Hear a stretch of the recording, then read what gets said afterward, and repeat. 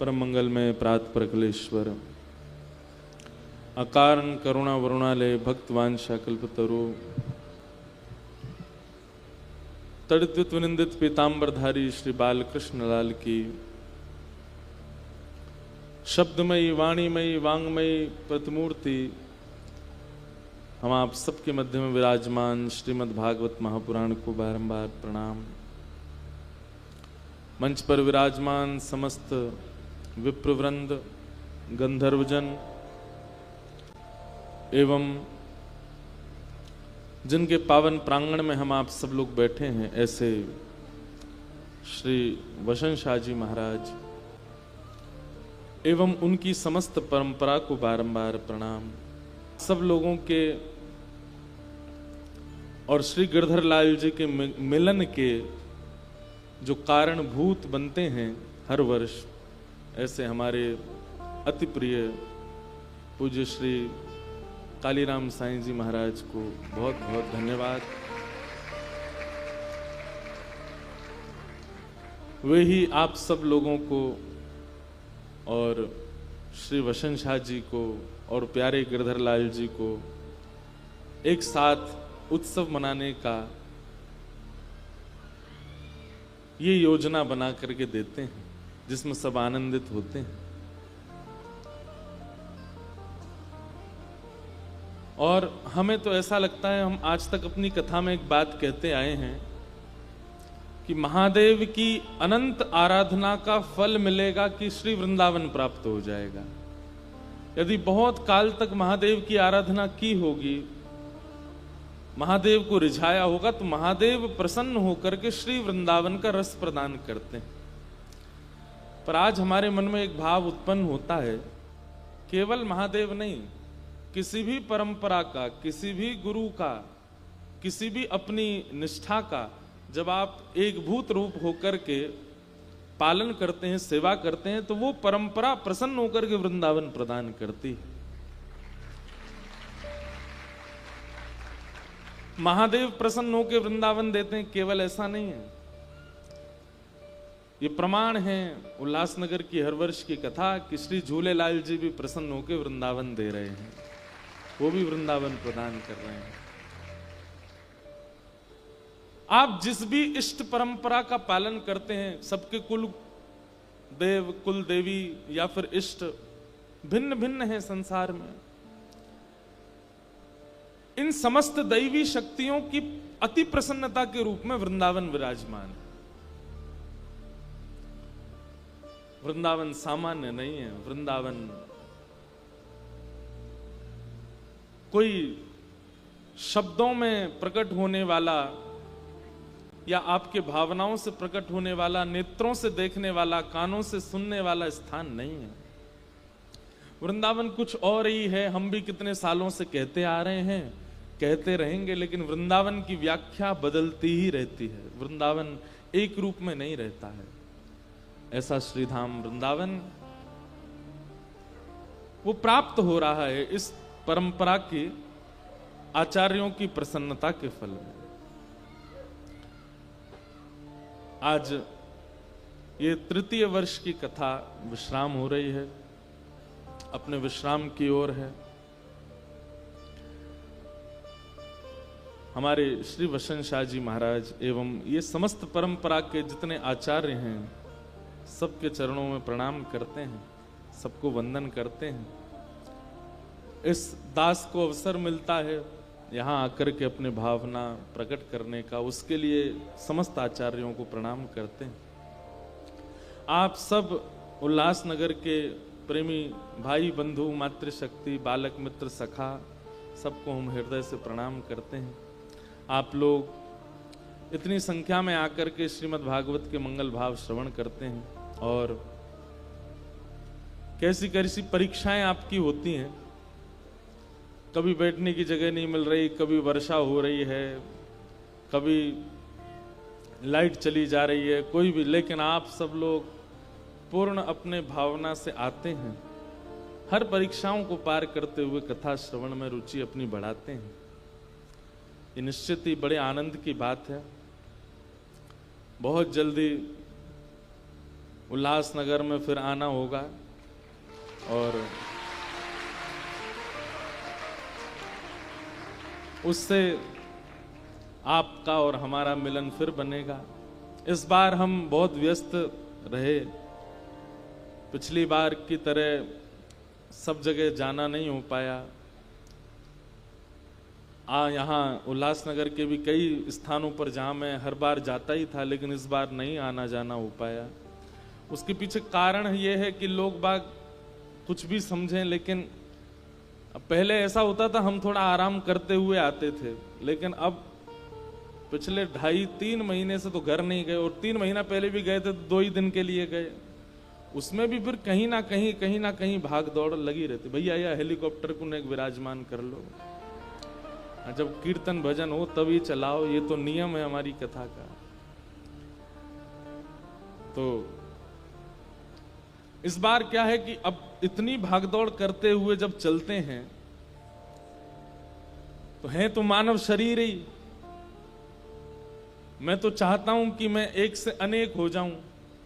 एक रूप मेरा कथा करे आवे, एक रूप मेरा घर पे रहा आवे, एक रूप मेरी रिकॉर्डिंग कर ले, एक रूप मेरा पॉडकास्ट कर ले, एक रूप सबसे मिल ले, एक सब भ्रमण कर ले, और एक सोता रहे बस। तो मैं तो चाहता हूं कि मेरे एक अनेक रूप हो जाएं, लेकिन इसमें भी कृपा है ठाकुर जी। व्यस्त व्यक्ति सबसे अच्छा है, ये बात याद रखिएगा।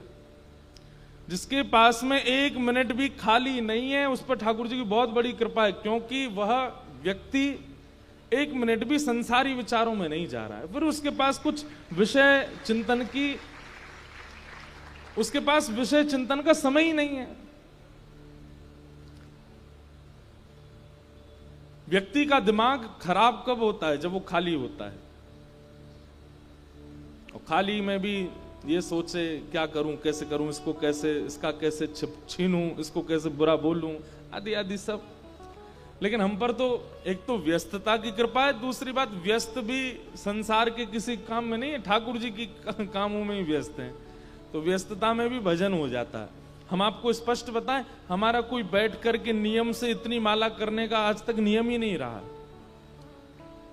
हमने एक बार अपने गुरुदेव से पूछा, मैंने कि गुरुदेव हम तो केवल सुबह नारायण कवच ठाकुर जी की सेवा भी अभी नहीं कर पाते, इतनी व्यस्तता हो जाती। आज सुबह हम 7 बजे बंबई से आए, कल कथा जाने के बाद 7 बजे आकर के थोड़ी देर सोए, फिर सुबह इतने लोग आ गए, सबसे मिले, तो सेवा भी नहीं कर पा रहे हैं। कभी कभी ठाकुर जी की सेवा भी छूट जाती है। हमें लगता है कि श्रीमद् भागवत जी की हम सेवा कर देते हैं मंच से, और हमारी बातें सुन के इतने सारे बालक सेवा करते हैं, उन सब की सेवा का 1% फल हमको मिल जाता है, उन सब के नाम जप का फल हमको मिल जाता है। भाई, पढ़ाने वाला स्वयं इंजीनियर नहीं बनता, लेकिन पढ़ने वालों को इंजीनियर बना देता है। हमारा काम तो पढ़ाने का है। आप नियम कीजिए, आप सेवा कीजिए, आप भजन कीजिए, आप वृंदावन जाइए, आप नाम जप करो, आप तीर्थ जाओ। आपको पता, हमारी कथा में आने वाले कई लोग लगभग कथाओं में मिलते हैं, वो 5-5 बार वृंदावन हुआते हैं, और हम पिछले 5 महीने में नहीं जा पाते। तो हमें लगता है तुम हुआ है ना कथा सुन के, तो ठीक है, हमारी भी हाजिरी लग गई। तो इसलिए भैया आप लोग तो नियम किया करो, आप लोग तो भजन किया करो, आप लोग तो साधन किया करो। हमारी तो व्यस्तता ही ऐसी है कि कथा ही हमारा नियम है, कथा ही हमारा साधन है, कथा ही हमारा नाम जप है। तो इतनी व्यस्तता होने के कारण क्या होता है, शरीर है, उसके अपनी ऊर्जा है, उसकी अपनी जरूरतें हैं, उस कारण से हम सब जगह समय देने में असमर्थ हो जाते हैं।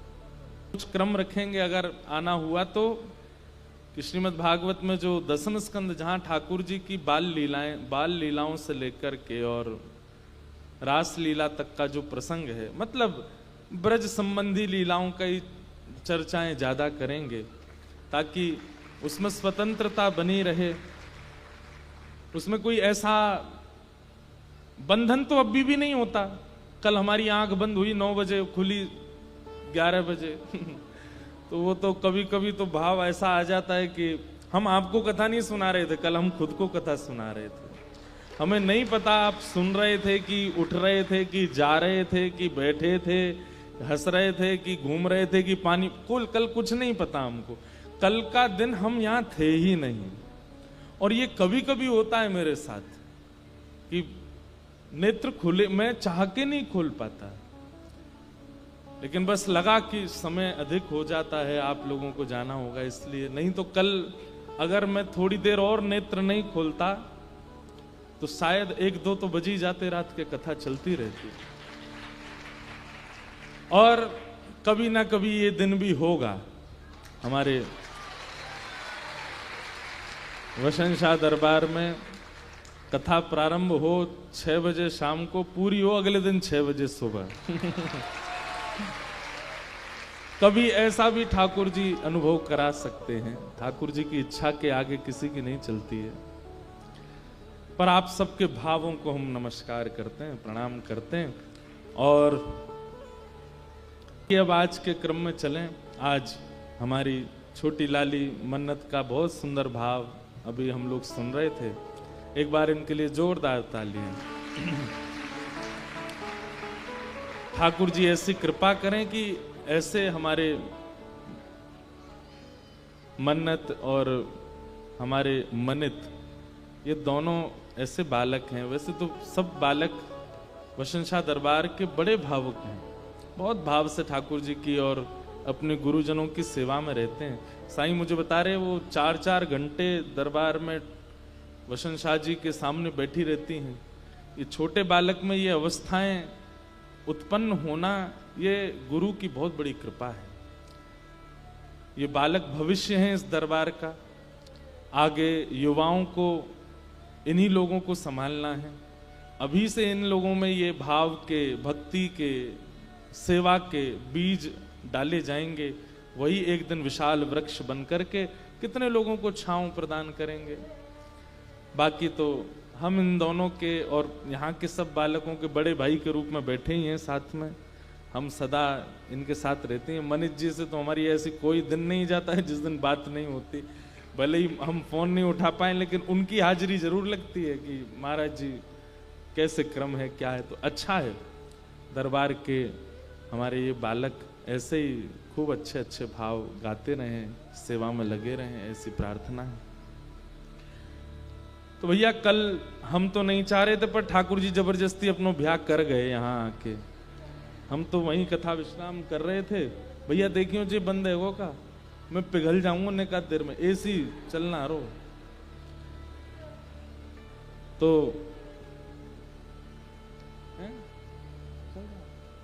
हवा तो आनी रही, नीचे करो।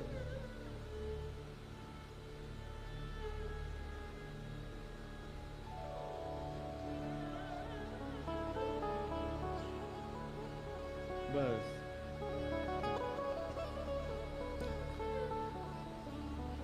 तो कल ठाकुर जी आके अपना ब्याह उत्सव तो कर ही गए, लेकिन जो भाव है उनको पूर्ण कर दें। उद्धव की ज्ञान की डुमडुमी बज गई और गोपियों के प्रेम का ढोल बजा। ढोल के आगे डुमडुमी की आवाज सुनाई नहीं देती। 6 महीना व्यतीत हो गए। 6 महीने बाद श्री उद्धव जी महाराज लौट करके गए। ठाकुर जी से जाकर के ब्रजवासियों के भाव सुनाए। भगवान ने उद्धव को हृदय से लगाया। बोले बस मैं चाहता था कि तुम ब्रज होके आओ और ब्रज को स्वयं में समेट के लाओ। तुम्हारी ज्ञान की भाषा मुझे ज्यादा भाती नहीं थी, अब तुम्हारी ज्ञान की भाषा में प्रेम का पुट लग गया, अब ये अच्छी है। जैसे सब्जी तो बहुत बढ़िया बनी, नमक मिर्च मसाले, अब नमक नहीं डाला बाकी सब कुछ डाला तो सब्जी का कोई स्वाद नहीं है। ठीक वैसे ही बंधु हमारे अंदर सारे गुण हैं, लेकिन भक्ति का लवण, भक्ति का नमक नहीं है। तो हम कितने भी सुंदर हों, ठाकुर जी को भाएंगे नहीं। प्रेम बहुत आवश्यक है और ठाकुर जी को वो प्रेम उद्धव के चित्त में प्रकट करना था, इसलिए ब्रज भेजा। उद्धव जी महाराज ब्रज गए और ब्रज जाकर के प्रेम में ओतप्रोत होकर के आए।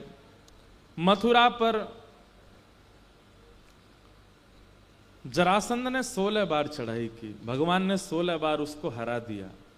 17वीं बार जरासंध जब आया तो भगवान रण छोड़ करके भाग गए। क्यों गए? लगभग जहां भी हम जाते हैं ना कथा करने तीर्थों में, वहां की एक पंक्ति और जोड़ के गाते हैं वृंदावन रसामृत पद में, विप्रधेनु संतन के कारण रण छोड़ो ब्रजनाथ। क्योंकि जरासंध ब्राह्मणों की सेना लेकर के आया था भगवान पर चढ़ाई करने के लिए। ठाकुर जी ने मन में विचार किया कि भाई ब्राह्मणों की सेना पर तो हम आक्रमण नहीं करेंगे। तब ठाकुर जी ने बलराम जी से कहा, दाऊ दादा अब युद्ध नहीं होएगा। वे लाला तो फिर क्या करें? बोले रण छोड़ करके चलो।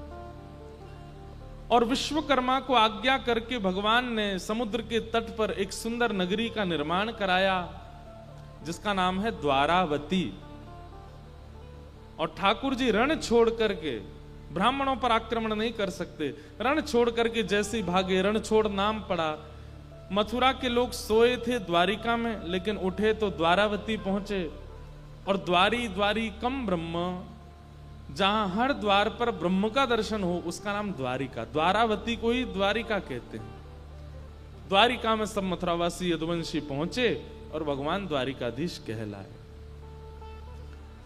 समुद्र के बिल्कुल बीच में श्री ठाकुर जी द्वारिका में विराजमान हुए। द्वारिका के भी राजा उग्रसेन बनाए गए, उग्रसेन को राजा बना। भगवान कभी राजा नहीं बने, ठाकुर जी ने कभी राज पदवी स्वीकार नहीं की। सब उनको राजा धीराज कहते हैं, पर ठाकुर जी कभी राजा बने नहीं। श्री कृष्ण ये केवल एक जगह के राजा हैं, वृंदावन के।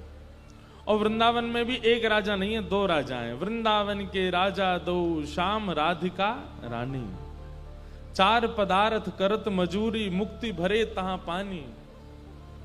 श्री वृंदावन के राजा दोनों। बाकी भौतिक जगत में ठाकुर जी कहीं राजा नहीं बने, ना तो मथुरा के बने, ना द्वारिका के बने, और ना महाभारत जिता करके हस्तिनापुर के बने। ठाकुर जी ने राज पदवी को स्वीकार नहीं किया। एक प्रकार से ठाकुर जी मानो एक संकेत करते हैं, स्वयं राजा बनने की इच्छा मत रखो, राजा बनाने की सामर्थ्य रखो, राजा बनाने की काबिलियत रखिए। ठाकुर जी राजा नहीं बने हैं, पर राजा बनाए हैं ठाकुर जी ने। अब यहां राजा शब्द का मतलब क्या? स्वामी, समर्थ, ईश्वरत्व। स्वयं ईश्वर बनने की कामना मत रखो, स्वयं समर्थ बनने की कामना मत रखो, स्वयं स्वामी बनने की कामना मत रखो, स्वामी बनाओ। दूसरों को मान प्रदान। श्री कृष्ण का सबसे श्रेष्ठ लक्षण यदि पूरे जीवनचर्या में यदि देखने को मिलेगा तो वो एक है कि ठाकुर जी सबको मान देते।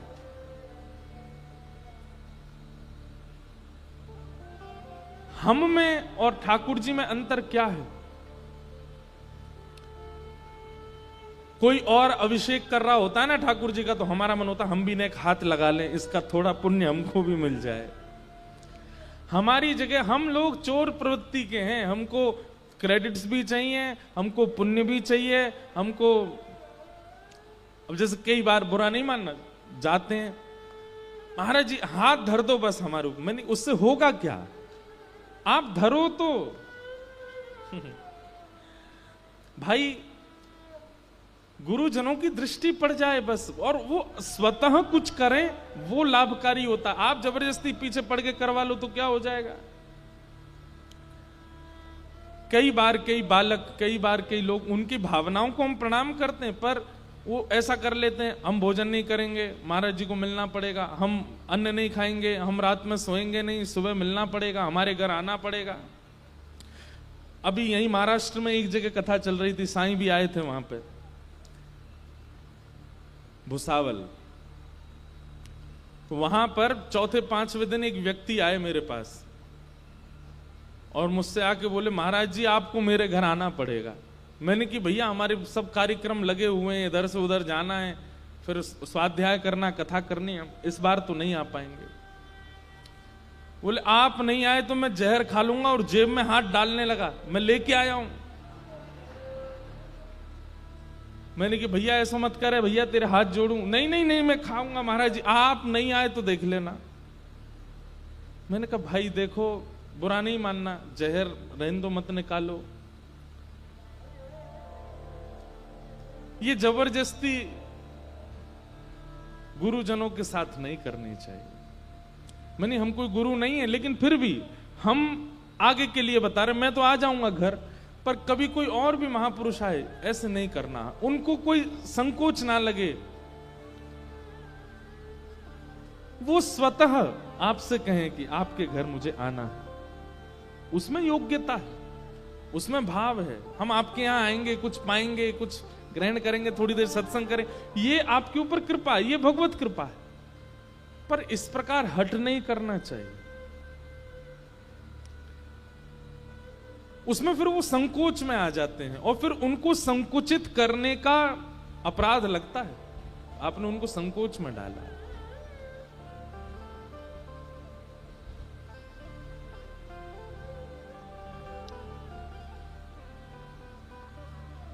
तो कभी भी किसी भी वैष्णव व्यक्ति को संकोच में मत डालिए, वो भी एक वैष्णव अपराध है, उसको संकुचित मत कीजिए।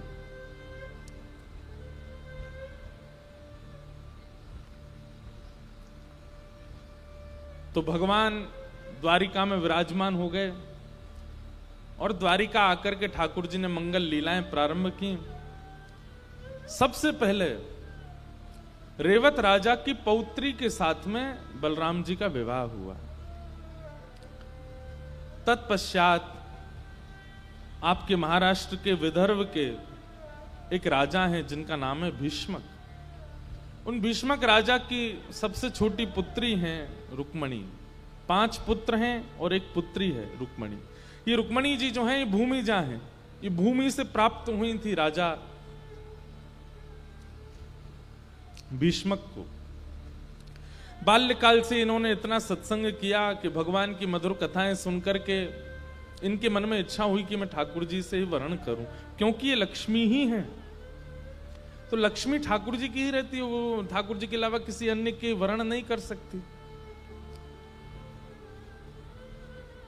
इनके भाई जो थे वो शिशुपाल के मित्र थे। शिशुपाल भगवान की बुआ का बेटा है, लेकिन ये शिशुपाल जो जय विजय राक्षस हर युग में आते हैं, उनमें से शिशुपाल और दंतवक्र, उनमें से एक राक्षस ये शिशुपाल है जिसको ठाकुर जी के हाथों मरना है।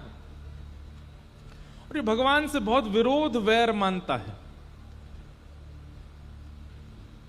लेकिन इनके मित्र थे रुक्मणी जी के भाई, तो इनकी मित्रता के कारण रुक्मी ने मन बनाया कि मैं अपनी बहन का ब्याह इन्हीं से करूंगा। पर रुक्मणी जी ठाकुर जी का वर्ण कर चुकी थी मन से। भगवान को उन्होंने पत्र लिख करके अपने मन के भावना बताई कि हे नाथ, श्रुत्वा गुणान भुवन सुंदर शृण्वतान्ते। हे नाथ, मैंने आपके भावों को केवल सुना है, मैंने आपको कभी देखा नहीं है, पर जब से आपके भाव सुने हैं, आपके बारे में जाना है, तब से आपको अपने पति रूप में वर्ण कर लिया है। रुक्मणी जी ने अपने पत्र में कहीं ना कहीं अंकित कर दिया कि आप नारायण हैं और मैं लक्ष्मी हूं। लक्ष्मी का वर्ण कोई और नहीं कर सकता। लक्ष्मी का व्यय करने वाले 3 प्रकार के लोग होते हैं, उत्तम, मध्यम और साधारण। उत्तम व्यक्ति वो जो लक्ष्मी के प्रति पुत्री की भावना रखे, मध्यम वो जो लक्ष्मी के प्रति मां की भावना रखे, और अधम व्यक्ति वो जो लक्ष्मी के प्रति पत्नी की भावना रखे। लक्ष्मी के प्रति उत्तम बुद्धि रखो, पुत्री की भावना। श्री रुक्मणी जी ने भगवान को पत्र लिखा। ठाकुर जी ने पत्र पढ़ के मन में इच्छा प्रकट हुई कि चलो हम इनका वर्ण कर लेते हैं। और भगवान रथ पर आरूढ़ होकर के आए और कौंडन्यपुर में आकर के भगवान ने रुक्मणी जी का वर्ण किया, रुक्मणी जी को स्वीकार किया। विवाह का प्रसंग हुआ, सब बड़े आनंद में हो गए। ठाकुर जी का विवाह सुसंपन्न हुआ। कल हम लोगों ने दर्शन ठाकुर जी का किया। अब इससे आगे के प्रसंग में हम लोग प्रवेश करते हैं। भगवान अब गृहस्थ आश्रम में प्रवेश कर चुके हैं। धन्यो गृहस्थ आश्रम। सब लोग बहुत सावधानी से इधर देख करके कथा सुनो। थोड़ी देर की कथा है, आज कथा का विश्राम है, इसलिए बड़े सावधानी से भाव से कथा श्रवण कीजिए। और अब हमारी एक प्रार्थना है, जो लोग बीच में उठते हैं, आप लोगों को पता है कितने लोग बाहर खड़े हैं जिनको जगह भी नहीं मिली है, और आप बीच में बैठे हैं, आगे बैठे हैं, इधर बैठे हैं।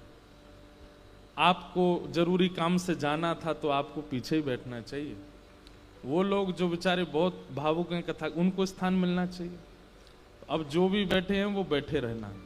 अब जब तक कथा चल रही है उठ करके नहीं जाइएगा, और अगर आप जाओ तो ऐसे जाना कि हमको नहीं पता चलना चाहिए कि आप जा रहे हो। कई लोग हैं वो ऐसे खड़े हो, अरे तो जाओ, बीच कथा में क्यों आप?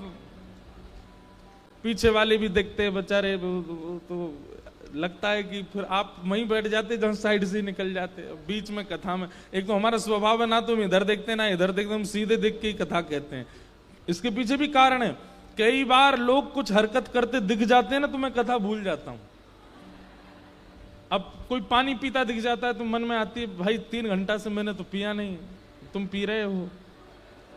कई लोग हैं वो कुछ करते दिख जाते, तो इसलिए मैं सामने देखता रहता हूँ। ज्यादा लोग कुछ करते रहते तो मैं ऊपर देखता हूँ, कथा मेरी उसमें विघ्न ना हो।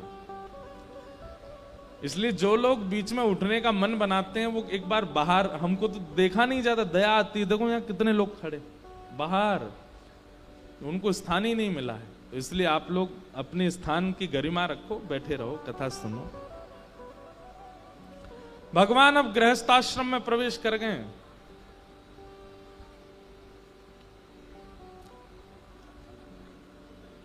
विवाह का मतलब होता है विशेष प्रकार का भार। अब तक आप स्वच्छंद थे, अब तक आप स्वतंत्र थे, अब तक आप जैसे चाहते सोते, खाते, पीते, हंसते रहते थे, लेकिन अब नहीं। अब आपके जीवन में एक जिम्मेवारी प्रारंभ हो जाती। ये माताओं के लिए भी बात, एक विशेष प्रकार की जिम्मेवारी शुरू हो जाती है। क्यों विवाह के ऊपर इतने मजाक की बातें की जाती हैं, विवाह का नाम लेती हंसी उड़ा दी जाती है? क्यों भाई? अब तू स्वतंत्र नहीं है, अब तुम्हारी स्वतंत्रता गई। अब जितना जीना था अकेले तुम जी लिए हो, अब तुम किसी के अधीन ही रहोगे। अब तुम्हारी अधीनता प्रारंभ है। तो भगवान जो कि परब्रह्म है, अब वो अधीन हो गए हैं, अब वो गृहस्थाश्रम में आ गए हैं। लेकिन श्री रुक्मणी जी का स्वभाव ऐसा है कि ठाकुर जी को अधीनता का अनुभव ही नहीं होता। इसलिए श्रीमद् भागवत जी में प्रणय कलह का प्रसंग आता है। प्रणय कलह का मतलब क्या है? बहुत दिन हो गए शादी को, ठाकुर जी बोले यार ये हमसे लड़ती नहीं है, ये हमसे कभी कुछ कहती नहीं है, हम रात को विलंब से आते हैं, इसको कभी संकोच ही नहीं होता, हम इनके द्वारा बनी गई सामग्री की प्रशंसा नहीं करते, ये हमसे कभी लड़ती नहीं है। ठाकुर जी बोले आनंद नहीं आ रहा है, ऐसा कुछ हो कि लड़ाई हो। इसलिए प्रणय कलह का प्रसंग है भागवत जी में। भैया ने यहां भीतर वाले तो मत बोलो, धीमे। तो क्या बता रहा था मैं?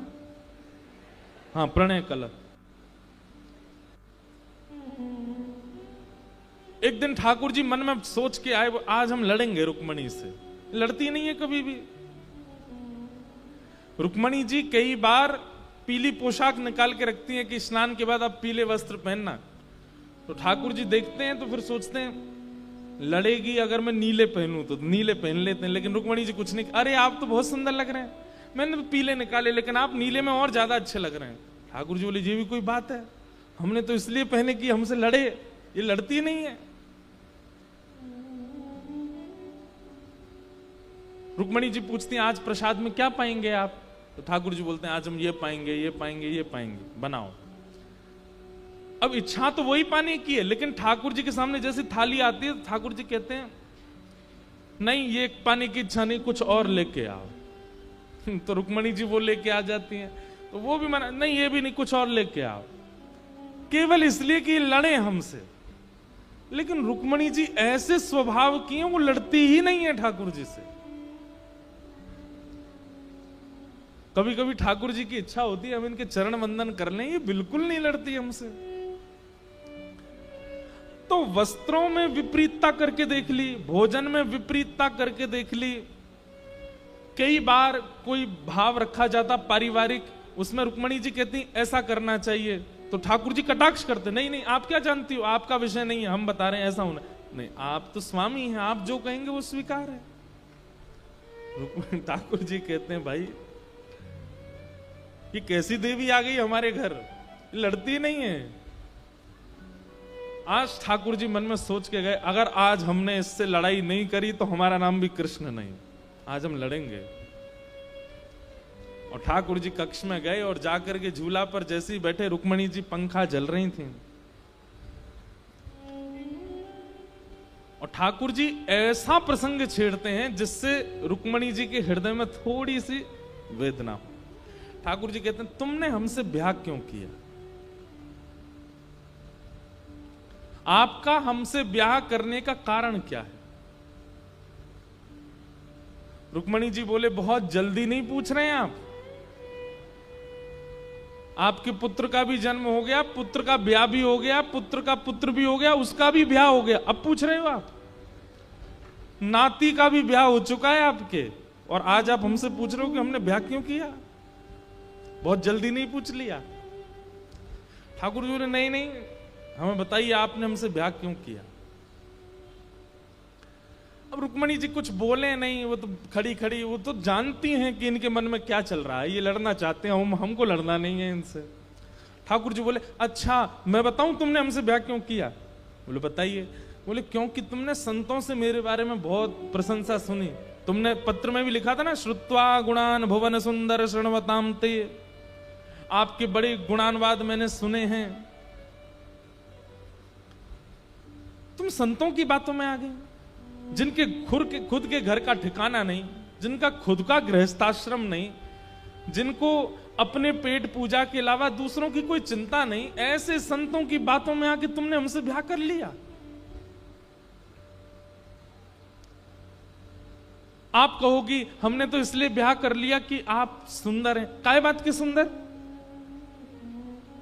हमारे शत्रुओं कभी हमारा नाम सुना है? कालिया कह के बुलाते हैं हमको, कालिया कहते हैं, श्याम कहते हैं, हमारा नाम ही कृष्ण रख दिया गर्गाचार्य जी ने, कृष्ण का मतलब काला।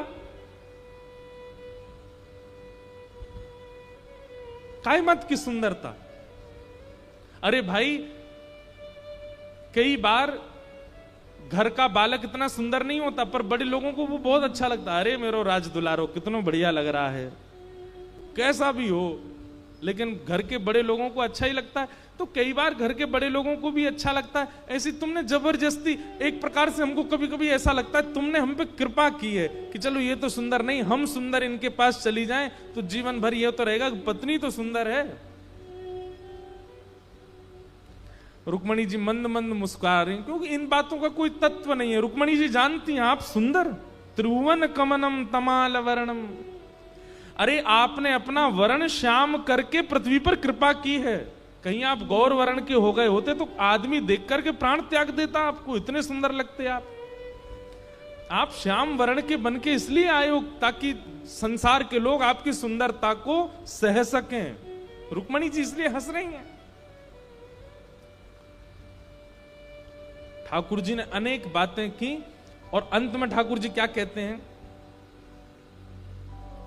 रुक्मणी सुनो, हमने सुना था कि तुम्हारी सगाई हो चुकी थी पहले। अब रुक्मणी जी थोड़ी सी सहम गई। तुम्हारी सगाई तुम्हारे भाई ने शिशुपाल से की थी ना।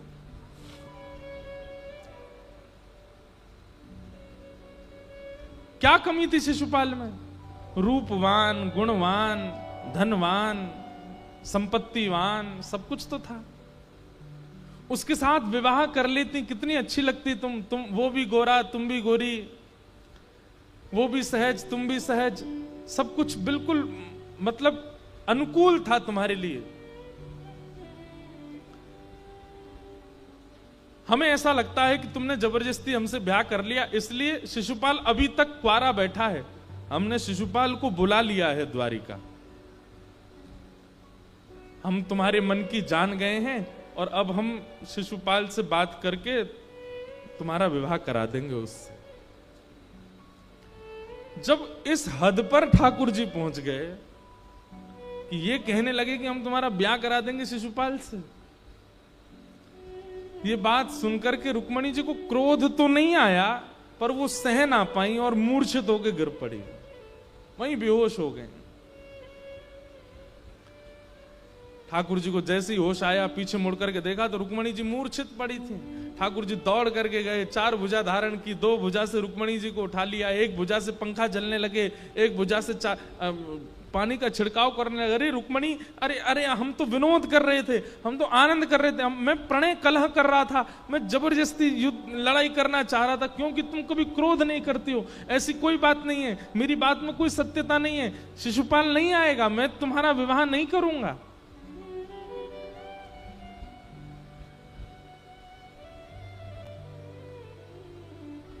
रुक्मणी जी को होश आया, और जब रुक्मणी जी को होश आया, ठाकुर जी ने रुक्मणी जी के नेत्रों में देखा तो अश्रु प्रवाह, और हाथ पकड़ लिया ठाकुर जी का, और हाथ पकड़ के रुक्मणी जी कहती हैं, स्वामी आप कुछ भी कहिए, मुझे सब स्वीकार है, लेकिन आप अपने से कभी दूर जाने की चर्चा भी मत कीजिएगा मुझसे। जो स्थिति ब्रजवासियों की हुई, जो स्थिति ब्रज की गोपियों की हुई, जो स्थिति किशोरी जी की और सब ब्रज वनिताओं की हुई है, उस स्थिति को हम सहन नहीं कर पाएंगे। आपसे कृपा करके निवेदन है, जीवन भर आप चाहे जो कह लीजिएगा, लेकिन मैं आपसे दूर हो जाऊं, ये बात आप कभी मत कहिएगा। क्योंकि क्रोध तो मुझे नहीं आएगा, लेकिन आज तो मूर्छा हुई है, कल को अगर ये बात कही तो प्राण चले जाएंगे। आप बस ये चर्चा मत करना। ठाकुर जी ने रुक्मणी जी के हृदय से अपने हस्त कमल को लगा लिया और प्रेम भाव से श्री रुक्मणी जी को स्वीकार किया।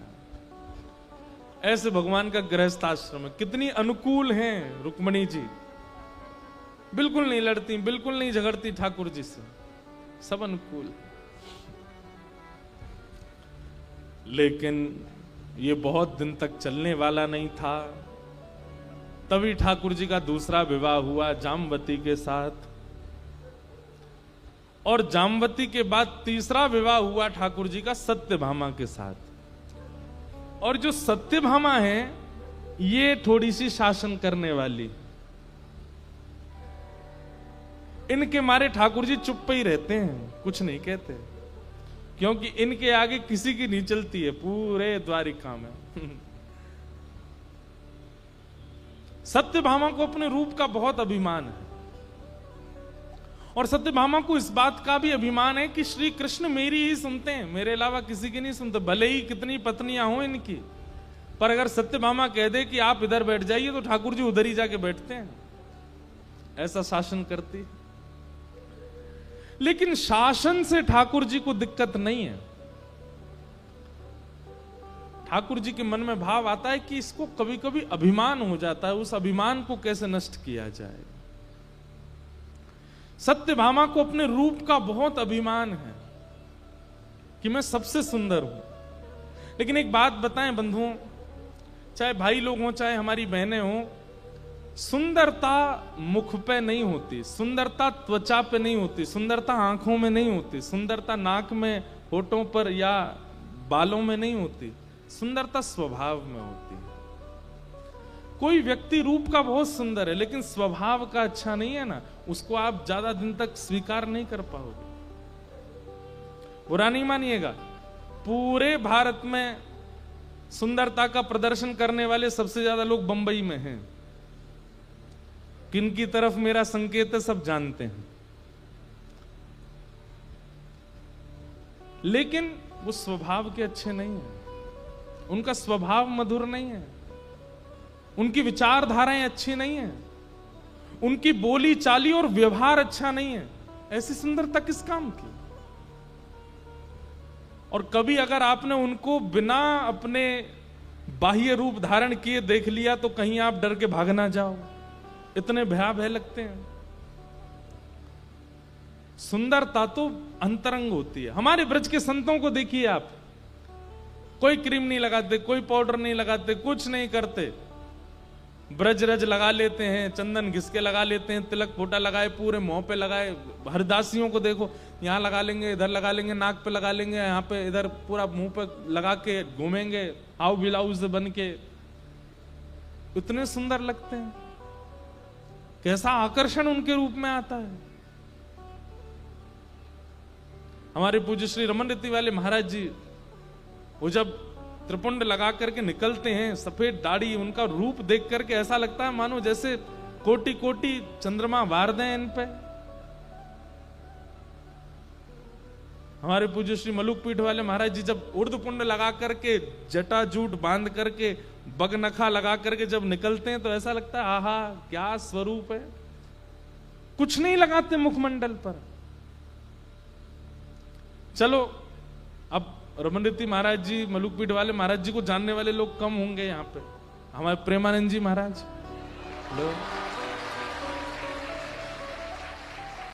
ललाट पर 12 अंगुल का चंदन लगाते हैं। शास्त्रीय नियम है 12 अंगुल, 12 उंगली का चंदन होना चाहिए माथे पर।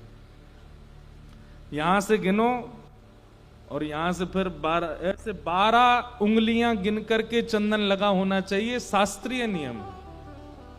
हम तो जल्दीबाजी में श्री लगा लेते हैं। कभी अभी दत्त धाम में थे, वहां लगाते थे अपना पूरा चंदन यहाँ तक पूरा, नहीं तो विधान है शास्त्रीय कि 12 अंगुल, 12 अंगुल नहीं तो 8 अंगुल, 8 अंगुल नहीं तो 4 अंगुल, 4 अंगुल नहीं तो 2 अंगुल, नहीं तो 1 अंगुल। 1 अंगुल से भी कम तो नहीं होना चाहिए। तिलक एक श्री ही हो भले ही हो। जब निकलते हैं 12 अंगुल का चंदन लगा करके, महाराज ऐसा लगता है पछाड़ खा खा करके गिर रहे हैं लोग। कैसे?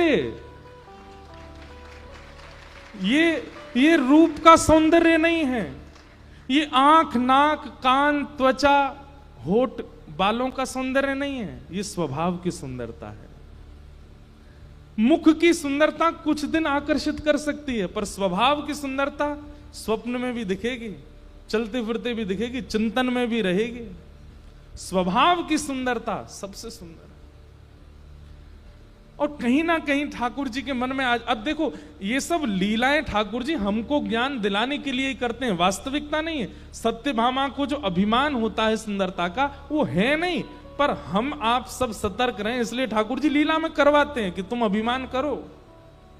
सत्यभामा को अभिमान रहता है अपने रूप का कि मैं बहुत सुंदर हूं, लेकिन ठाकुर जी के नेत्रों की पूछो तो वो किशोरी जी का चिंतन करते हैं। वो तो क्यों? क्योंकि स्वरूप का सौंदर्य नहीं है। किशोरी जी बहुत भोरी है हमारी। एक बार नौका विहार कर रही तो बाद ना यमुना जी को जल ज्यादा श्याम वर्ण को है गयो, और जैसे ही नौका आकर के किनारे लगी तो एक एक करके सब सखी उतरन लगी। जैसे ही किशोरी जी के उतरवे को समय आया, सब लोग इधर देखो, तो ललता विशाखा अपने एक हस्त नीचे रखें कि उन पर चरण रखें, एक हाथ ऊपर पकड़े, ऐसे पकड़ के उतारें। तो किशोरी जी नीचे उतरते समय यमुना जी की ओर देखें तो किशोरी जी को एक सखी दिखाई दे यमुना जी में, और तुरंत नौका से उतर करके श्री किशोरी जी यमुना जी के तट पर बैठ गई हैं और उस छवि की ओर देख रही हैं, और देख करके कह रही हैं, अरे तुम कौन हो? तुम तो बड़ी सुंदर हो, तुम कौन से गांव की रहने वाली हो? तुम्हारा नाम कहाँ है? अरे देखो तो तुम्हारी आंख कितनी सुंदर है, ये सिर पर तुमने गजरा कितना सुंदर पहनो है ना, ये गले को हार भी बहुत भार हो है, ऐसे मेरी कीर्ति मैया भी पहना में। अरे सखी तू एक काम कर, बोलती जा रही है, तू हमारे यूथ में आ जा, ये ललता विशाखा बहुत सुंदर श्रृंगार करेंगी, ये मेरो श्रृंगार करें, तेरो श्रृंगार करेंगी, तो ते बतियामेंगी, तेरे संग भोजन करेंगी, तेरे संग डोलेंगी। अरे तू शर्म काहे को कर रही है? कछु बोल क्यों ना रही?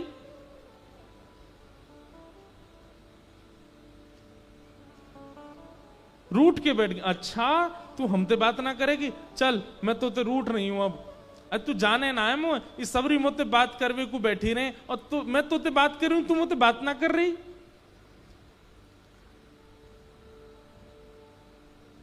रुक जा, अब ही जाऊं, श्याम सुंदर ते तेरी शिकायत करके आऊं, तू बोलेगी ना?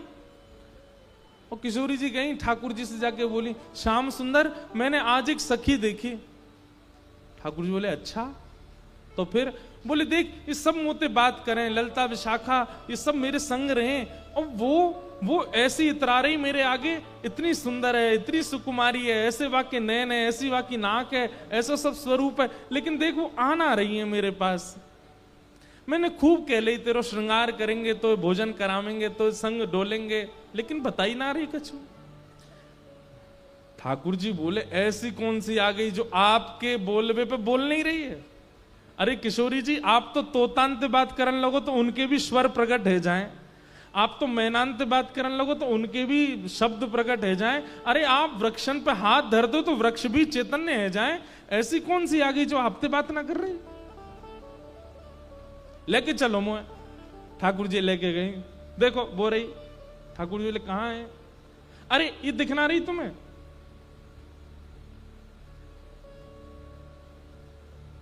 ठाकुर जी हंस करके प्रेमाश्रु नेत्रों में भर लाते हैं और किशोरी जी के चरणों में प्रणाम करके कहते हैं आप कितनी भोरी हो, ये आप ही तो हो, आप अपने प्रतिबिंब से ही तो बात कर रही हो, ये कोई और सखी नहीं है श्री जी, ये आपको ही प्रतिबिंब है, आप स्वयं को ही सुंदर कह रही हो, स्वयं की नासिका पे रीझ रही हो, स्वयं की आंखन पे रीझ रही हो, स्वयं के श्रृंगार को ही वर्णन कर रही हो। श्री जी तो ऐसे संकोच में आई, भाज गई माते, अरे मुझे तो पता ही नहीं जी मैं हूं, इतनी बोली है, इतनी सीधी है, ये सुंदरता है, मुख की सुंदरता नहीं, श्रृंगार की सुंदरता नहीं, स्वभाव की सुंदरता। अगर आपके मुख से एक बार श्री राधा निकलता है, एक बार श्री कृष्ण निकलता है और उनके गुणों से आप युक्त नहीं हो तो आपको नाम लेने का अधिकार नहीं है। ये ऐसे ऐसे आचार्यों की वाणियों को पढ़ा कीजिए और उनके तरह अपने अंदर गुण लाना प्रारंभ कीजिए, वो स्वभाव युक्त कीजिए। भगवान की जो तृतीय पत्नी है सत्यभामा, उनको थोड़ा अभिमान है। ठाकुर जी बोले सत्यभामा को अभिमान दूर करवे के काजे कछु तो करना पड़ेगा, और स्वयं ठाकुर जी क्यों नहीं कर रहे? डरते हैं, इनसे क्या कहेंगे हम।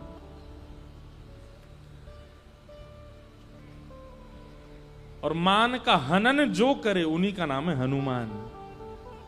जो मान का हनन करे, हनुमान शब्द का अर्थ ही है ये, जिनकी सन्निधि में जाकर के अगर मान का हनन ना होता हो तो वो हनुमान नहीं।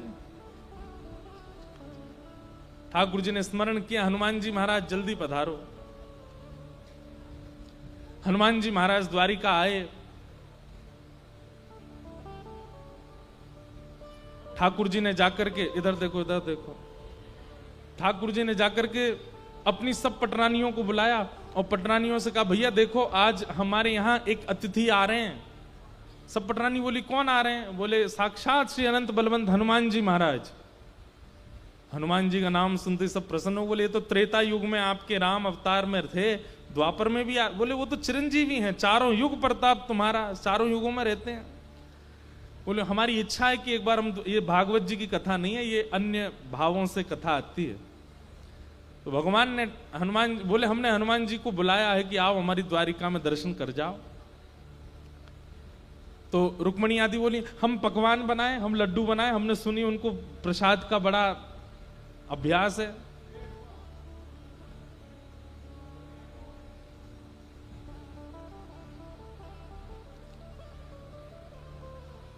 ये द्वार खोल दीजिए, वहीं बैठ जाएंगे, अब अंदर तो आ नहीं सकते, वहीं बैठा दो, द्वार खोल के।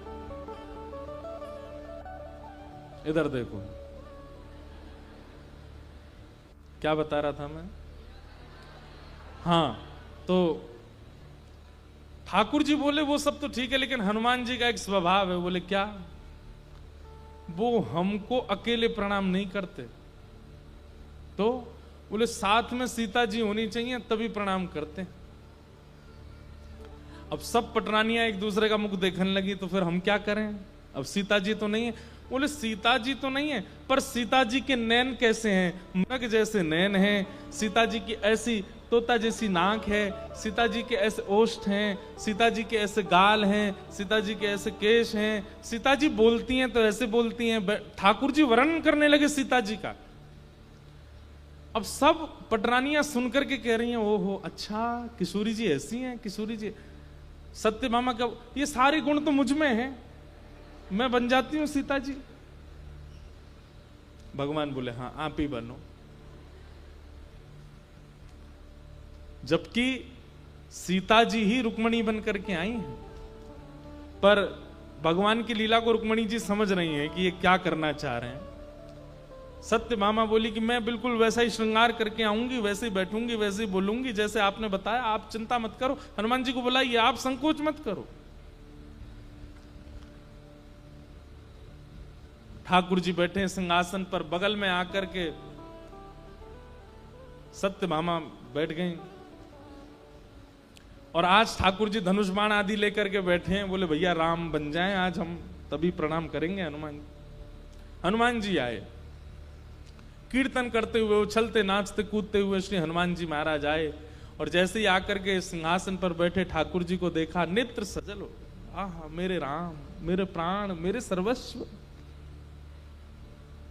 लेकिन जैसे ही सत्यभामा जी को देखा, आंसू आंसू सब पहुंच गए उनके। ठाकुर जी से बोले, ठाकुर जी आपने क्या कर दिया? भगवान बोले क्या हो गया? आप जानते हैं कि जब तक जानकी जी बगल में ना हूं मैं आपको प्रणाम नहीं कर पाता हूं। आप ये जानते हुए भी आपने जानकी जी कहां भेज दी? पता नहीं कौन किनको बैठा लिया अपने बगल में।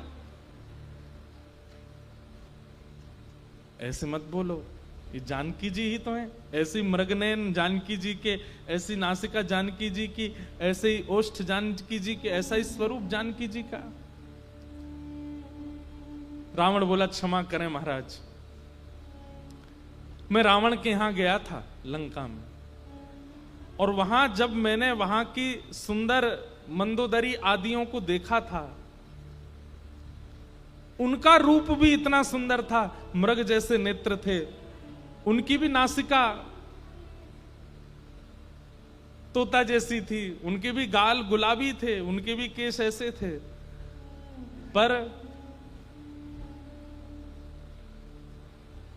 राम नाम का और राम स्मरण का अंजन केवल एक नेत्रों में था, और वो था सीता जी के। वो नेत्रों में वो श्रृंगार नहीं था, क्योंकि अशोक वाटिका में बैठी थी, वहां श्रृंगार की व्यवस्था नहीं थी। और वहां बिना श्रृंगार की व्यवस्था में भी उनका रूप लावण्य ऐसा था कि मानो जैसे चंद्रमा को भी कभी कभी लज्जा हो जाती हो। क्यों? क्योंकि उनके रूप में संसारी सौंदर्य नहीं था। उनकी एक एक अंग को देख करके ऐसा लगता था मानो एक एक रों से राम राम राम राम प्रकट हो रहा हो। और आपके बगल में जो इस वक्त बैठी हैं, उनके किसी भी रों से आपका नाम उद्दीपित नहीं हो रहा है। इसलिए क्षमा करें, मैं आपको दंडवत प्रणाम नहीं करूंगा। सत्यभामा जी तो रो रो के बेहाल हो गई, उनका सारा अभिमान चूर चूर हो गया। और तभी वहां पर लड्डू लेकर के, प्रसाद लेकर के, जैसे कोई अन्य घर के सदस्य सामान लेकर के आते हैं पवाने के लिए, ऐसी सब सखियां आ रही थी। उन्हीं के बीच में श्री रुक्मणी जी आई, और जैसे ही लड्डू सामने पधराया और राम हनुमान जी ने जैसे ही रुक्मणी जी को देखा, तुरंत करताल उठा करके नृत्य करने लगा। हाँ मेरी माँ आ गई, मेरी माँ आ गई, चरणों में दंडवत प्रणाम किया। और रुक्मणी जी के चरणों में निवेदन करे, ने किधर किसको, इधर किसको, इधर किसको? सत्यमा आपने किधर आओ, आप इधर बैठो। और जैसे ही रुक्मणी जी बैठी, दोनों की भले हाँ आप प्रणाम। सत्यभामा जी का जो अभिमान था वो टूट गया, जाने किस स्थिति में पहुंच गया।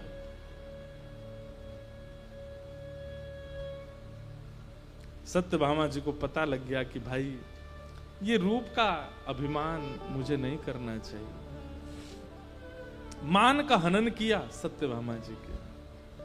तो बड़ी लीलाएं हैं ठाकुर जी के गृहस्थ आश्रम में, बड़े सुख हुए। भगवान के अष्ट पटरानियां हुई, फिर भौमासुर नाम का एक राक्षस था, उसके यहां 16,000 राजकुमारियां बंदी थीं। उनके यहां से ठाकुर जी सबको मुक्त करा करके लाए और भगवान ने उनके साथ विवाह किया। 16,108 ये भगवान की पटरानियां हैं। इनमें अष्ट पटरानियों में प्रथम रुक्मणी जी, द्वितीय जामवती जी, तृतीय सत्यभामा और चतुर्थ हमारी कालिंदी श्री यमुना जी। श्री कृष्ण के बैठ जाओ अष्ट प्रमुख विवाह हुए और तत्पश्चात भौमासुर नाम के राक्षस का वध करके भगवान ने 16,000 राजकुमारियों को मुक्त करा करके उनसे भी विवाह किया। नारद जी भगवान की गृहचर्या देखने आए, भगवान की नित्यचर्या का वर्णन और राजसूय यज्ञ, जरासंध का उद्धार, वो सब भाव वहां सुनाए गए। बंधुओं, एक हम जानकारी और दें, सब लोग इधर देखो, सावधानी से सुनो।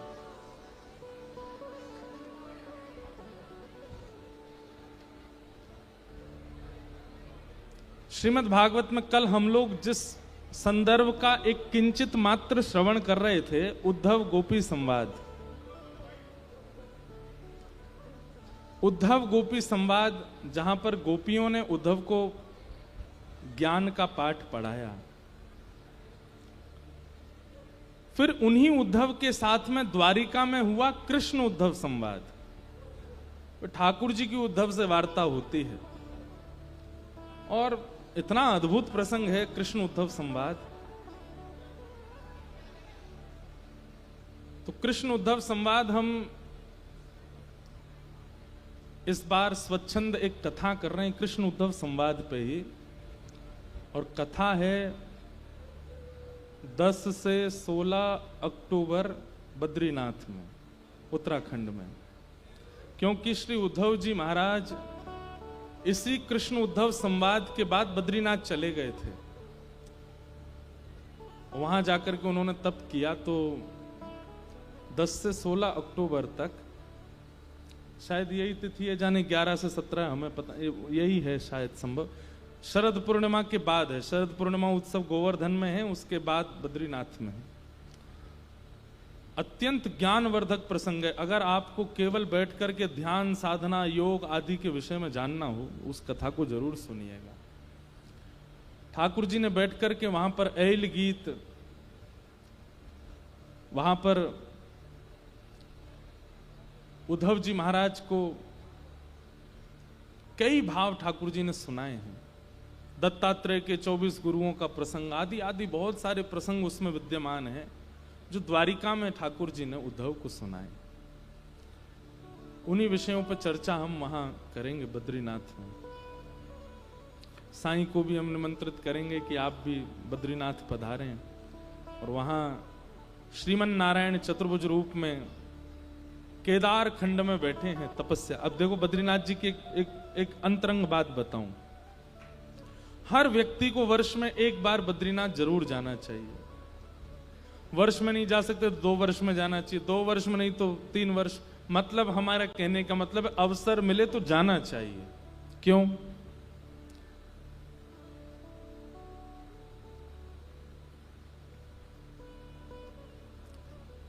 सतयुग त्रेता द्वापर में आप कथा सुनते हैं कि किसी भी व्यक्ति को बिना तपस्या के कोई फल नहीं मिलता। लेकिन कलयुग में व्यक्ति कोई तपस्या करता ही नहीं है। फिर कलयुग में फल कैसे मिल जाता है? जब हम तपस्या कर ही नहीं रहे तो हमको फल की प्राप्ति हो कैसे जाती? कर्म तो हम करते हैं, लेकिन फल कैसे मिल जाता है?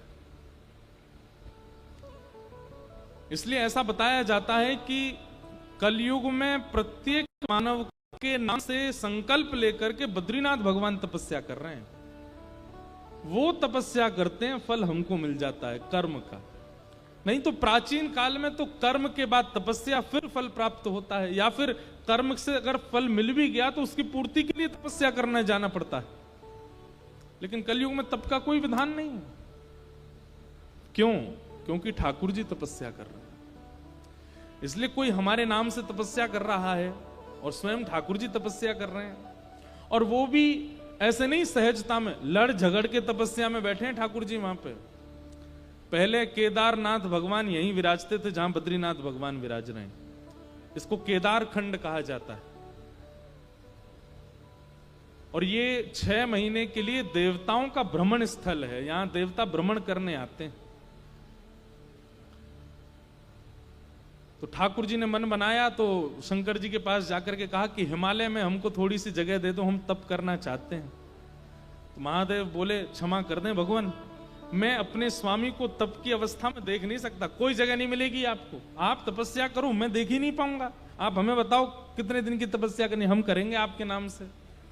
ठाकुर जी बोले नहीं नहीं महादेव जी आप समझिए, हमको तपस्या करनी है। महादेव बोले बिल्कुल एक टूक जमीन नहीं मिलेगी पूरे हिमालय पर, आप तप नहीं करोगे, आपको क्या जरूरत है तपस्या की, आप परब्रह्म परमात्मा। भगवान बोले राजी राजी मानेंगे नहीं। तो फिर दूसरी लीला की, तो ठाकुर जी एक छोटे से बालक बन गए, और वहीं बद्रीनाथ भगवान के नीचे तप्त कुंड है, तप्त कुंड के पास में एक छोटे बालक बनकर के रुदन करने लगे। यहां महादेव और पार्वती जी रोज तप्त कुंड में स्नान करने के लिए जाते। जैसे ही आप स्नान करने के लिए गए तो महादेव ने देखा एक नन्हा सा बालक रो रहा है। पार्वती जी, अरे कोई देवता अपना बालक छोड़ गया है, देखो कितना सुंदर बालक, कितने सुंदर इसका मुखमंडल, कितने सुंदर हस्तकमल। महादेव बोले देवी हमको कोई माया लग रही है, इसको छूना नहीं। पार्वती जी बोली आपको तो सब जगह माया लगती है, अरे छोटा सा बालक, इतनी सर्दी है बाहर, माइनस में टेम्परेचर, बर्फ गिरती है बद्रीनाथ में, तो बोले इसको हम लेके जाए। और लेकर के गई, और जहां बद्रीनाथ भगवान अभी विराजमान है, यहाँ महादेव विराजते थे, यहीं पर ले जाकर के उस बालक को पढ़ा दिया। और खेलने के लिए थोड़ी देर बालक जब तक स्नान करें तब तक खेलता रहे। तो गेंद के जैसी आकृति के होते हैं बेर, बेर को ही बदरी कहते हैं, उस बालक को पकड़ा दिए, और वो बालक बेरों से थोड़ी देर खेलने लगा। महादेव बोले चलो हम जल्दी स्नान करके आते हैं, पर महादेव को कहीं ना कहीं संशय हो गया था कि ये कोई माया है। स्नान करके तप्त कुंड में जैसे ही वापस लौट करके आए तो मंदिर का मुख्य द्वार बंद भीतर से, और जैसे ही खोलने का प्रयास किया नहीं खुले। महादेव बोले ये बालक तो बंद कर नहीं सकता, छोटा सा बालक है, ये किसने बंद किया भीतर से। रोष में भर करके महादेव ने जैसे ही अपने त्रिनेत्र को खोला तो दरवाजा खुला, और वही बालक शंख चक्र गदा पद्म धारण चतुर्भुज रूप धारण करके तपस्या की मुद्रा में बैठे। वहां पर चतुर्भुज हैं ठाकुर जी, लेकिन शंख चक्र नहीं है, ऊपर से श्रृंगार में धराते हैं ठाकुर जी। वहां तपस्या की जटाएं बना ली ठाकुर जी ने, और तपस्या में भी कैसे बैठे हैं। कभी आप बद्रीनाथ में ब्रह्म मुहूर्त में दर्शन करने जाओगे तब श्रृंगार हटाया जाता है ठाकुर जी का। तो तप का मतलब होता है अपने शरीर को अव्यवस्थित करके भगवान नाम जपना, उसको तप कहते हैं। हम तो फिर भी अपने 2 पैरों को व्यवस्थित करके बैठे हैं, पर बद्रीनाथ भगवान जो है वो ऐसे तिरछे बैठे हैं, थोड़ा एक तरफ की ओर झुके हुए बैठे, इतनी घनघोर तपस्या। महादेव आकर के बोले भगवान आपको क्या आवश्यकता, आप जिद करके और आप छल करके तपस्या में बैठ ही गए, हमने राजी राजी जगह नहीं दी तो आपने छल करके ले ली। तो महादेव को ठाकुर जी कहते हैं कलिकाल में लोग तप नहीं करेंगे, कलकाल में लोग इतने ज्यादा विषय भोग विलासी होंगे कि उनको वो कर्म करना ही उनको बहुत भारी पड़ जाएगा, और फल कैसे मिलेगा उनको, और बिना तपस्या के फल की प्राप्ति होती नहीं है। इसलिए कलिकाल में जन्म लेने वाले प्रत्येक मानव के नाम से संकल्प लेकर के अलकनंदा जी में जल छोड़ करके मैं उनके नाम से तप करूंगा, ताकि वो केवल कर्म करें और फल मिले। हम इसलिए कह रहे हैं कि भाई हमने तो कुछ किया नहीं लेकिन फिर भी हमको मिल रहा है, तो जिसकी कृपा से मिल रहा है उसको एक बार प्रणाम करने वर्ष में जाना चाहिए, उनको वंदन करना चाहिए। तो अक्टूबर में है वहां कृष्ण उद्धव संवाद, वो बड़ा आनंद आता है। श्रीमद् भागवत जी की जन्मस्थली है बद्रीनाथ, वहीं लिखे गए, अद्भुत स्थान।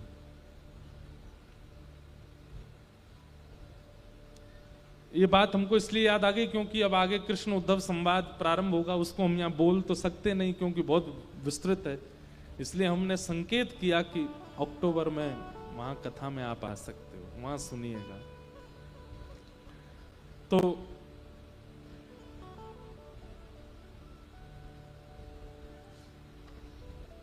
इस प्रकार भगवान की सब लीलाएं चल रही हैं द्वारिका में। भगवान ने पांडवों का राजसूय यज्ञ पूर्ण करवाया। ठाकुर जी के एक परम सखा श्री सुदामा जी का चरित्र आया। कृष्णस्यासीत् सखा कश्चित् ब्राह्मणो ब्रह्मवित्तम विरक्त इंद्रियार्थेषु प्रशांतात्मा जितेंद्रिय। भगवान के एक सखा हैं जिनका नाम है सुदामा। ठाकुर जी के 3 ही सखा हैं, उद्धव, अर्जुन और सुदामा। आप कहेंगे मधुमंगल, श्रीदामा, तनसुखा, मनसुखा, ये कौन है? फिर बोलिए ये तो प्राण है ठाकुर जी के, ये सखा नहीं है। सखा 3 ही हैं। इससे क्या समझ में आता है? जितने कम सखा बनाओगे उतने खुश। कई बालकों को हमने देखा, उनकी इतनी तगड़ी फ्रेंड्स होते हैं, इतने ज्यादा फ्रेंड्स होते हैं, ये अच्छा नहीं। बहुत संख्या में मित्रता होना इस बात का प्रतीक है कि कहीं ना कहीं विषय आपकी मित्रता में जुड़ा हुआ है। विषय की प्राप्ति के लिए इतने मित्र हैं। मित्र कम ही होने चाहिए। हम तो कहते हैं संबंध बहुत कम होने चाहिए संसार में, ज्यादा लोगों से संबंध मत बनाइए। जितने ज्यादा आप संबंध व्यवस्थित करते हो, जितने ज्यादा आपके कॉन्टेक्ट्स होंगे, उतने टेंशन में रहोगे आप। जिसका फोन सबसे ज्यादा बजता है, बार बार आता है, वो बहुत टेंशन में रहता है। जिसके फोन 2-4 कॉल आते दिन में बहुत प्रसन्न रहता है वो। ठाकुर जी के 3 ही सखा हैं, इसलिए सखा ज्यादा नहीं। और सखा किसको कहते हैं? सह खादती सह खेलती, जो संगई खावे, संगई खेले, संगई रहे, संगई सोवे, हर क्रिया में आपके संग रहे। आप धनवान हो तो भी संग है, आपके पास कुछ नहीं है तो भी संग है, कभी आपका संग ना छोड़ता हो, उसको सखा कहते हैं। भगवान ने 3 ही सखा बनाए। ठाकुर जी के सखा बनने के लिए किन किन गुणों की आवश्यकता है, बहुत ध्यान से सुनिएगा। सबसे पहला, विरक्त इंद्रिय, इंद्रियों से विरक्ति, इंद्रियों के प्रति आसक्ति ना हो।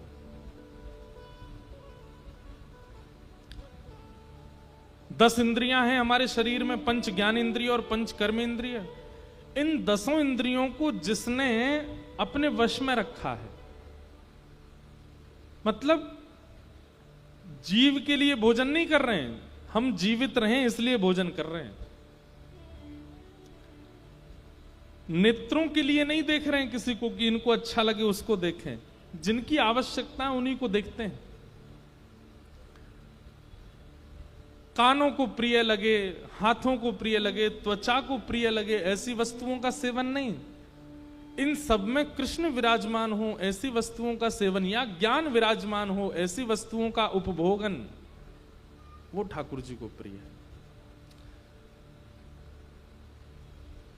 एक बात याद रखिएगा, बहुत चटोरे यदि हम हैं, चटोरे समझते हैं, तो ठाकुर जी से कहीं ना कहीं दूरी बनी रहेगी। क्योंकि ठाकुर जी कहेंगे जे गुण तो मेरो है, तू काई को लिया है अपने अंदर। अब तू चटोरा बन गो, मुंह में तुम्हें लड़ाई है गई तो जे तो मैं खाऊंगो, एक ही बच्चो, और तू कहेगो नहीं मैं खाऊंगो। ठाकुर जी बोले नहीं, जे गुण तो मेरो ही होना चाहिए। मतलब ठाकुर जी को खाने वाला नहीं, खिलाने वाला प्रिय है।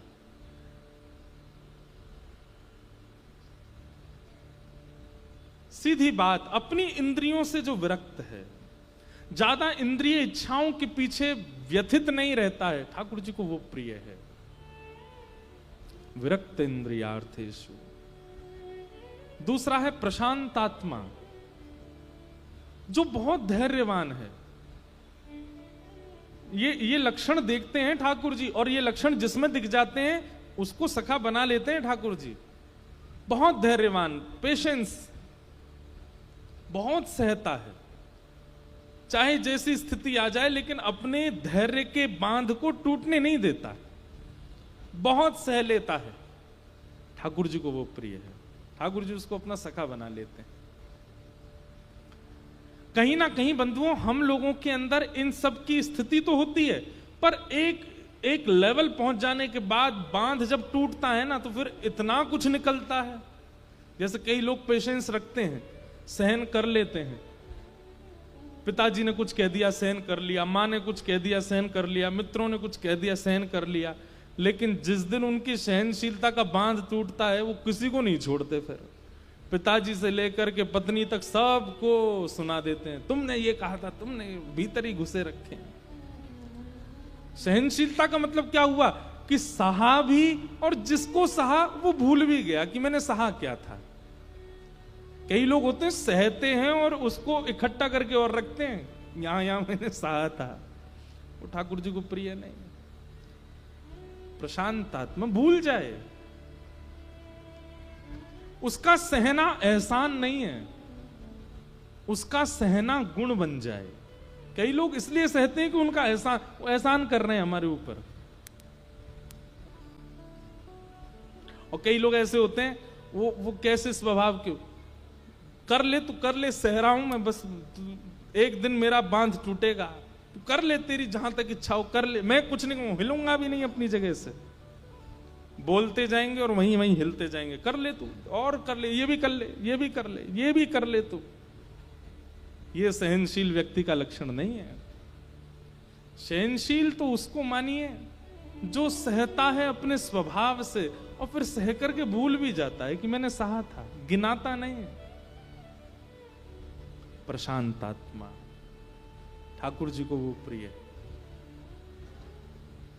आप लोग कहेंगे ये लक्षण कहीं ना कहीं संसार में, हम लोग इतने चतुर लोग संसार में रहते हैं, कहीं ना कहीं लोग हमारा दुरुपयोग नहीं करेंगे। एक बात कहें हम आपसे, संसार हमारा दुरुपयोग ना करे इसलिए चतुराई कभी मत लाइए। ये गुण ठाकुर जी को प्रिय लगेगा इसलिए उस गुण को लाइए, फिर लोग आपके साथ खेलेंगे तो ठाकुर जी उनके संग दुगना खेल खेल जाएंगे, उसकी चिंता मत करना आप। कई लोग बोलते हैं महाराज जी आप हमारे बेटे को समझाइए ना। मैं क्यों, बहुत सीधा है ये। मैंने कहा तो अच्छी बात है। नहीं, आप देख नहीं रहे संसार कैसा है, कितना चतुर है, कितना व्यभिचार संसार में। आजकल लोगों को चतुर होना चाहिए, आप इसको समझाइए चतुर हो। तब मेरे मन में आता है कि भाई अगर किसी का स्वभाव सामान्य है, सीधा है, कोई भोला है, कोई सहनशील है, होने दीजिए। और आप इस बात का भय मत कीजिए कि संसार उसके साथ खेलेगा। अगर संसार ने खेलने का एक कदम उठाया तो ठाकुर जी 10 कदम उठाएंगे उसके प्रति, आप चिंता मत करो। कई लोग अपने सुंदर स्वभाव को बिगाड़ लेते हैं संसार की चतुराई। आज मुझे किसी ने लिख के भी कहा है कि महाराज संसार बहुत चतुर है। मैं पढ़ दूं क्या, पता नहीं खो गया कहीं, पर उन्होंने ये बात कही, संसार बहुत चतुर है और ऐसे में हम निभाएं कैसे। अब इसमें एक बात और कह दें, जिसका स्वभाव सरल होता है ना, उसको चतुर कोई दिखता ही नहीं है। उसको कोई चतुर नहीं दिखता, उसको बताना पड़ता है, ए भाई ये चतुर है, इससे सावधान। अच्छा, मुझे तो अच्छा ही लगा था ये।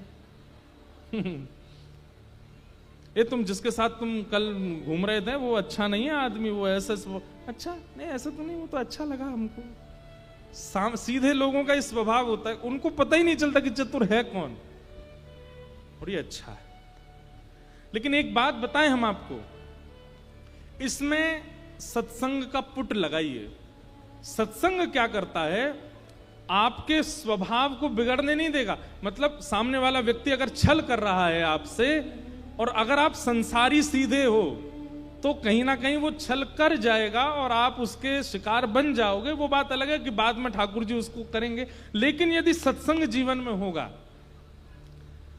आपके मूवमेंट ही ऐसे होंगे, आपकी क्रियाएं ऐसी होंगी कि सामने वाला छल कर भी रहा होगा तो भी आप बच के निकल जाओगे। ये सत्संग का स्वभाव होता है। सत्संग आपको विवेक बुद्धि प्रदान कर देता है।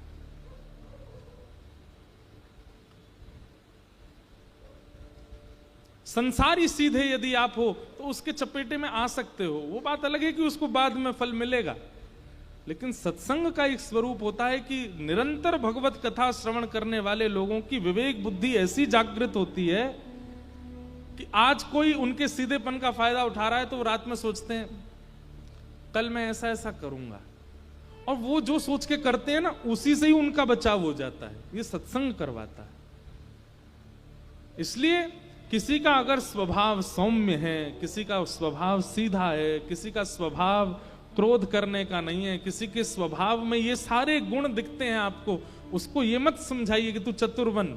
उसको ये कहो भाई तू बहुत सीधा है, तू सत्संग किया कर। क्यों?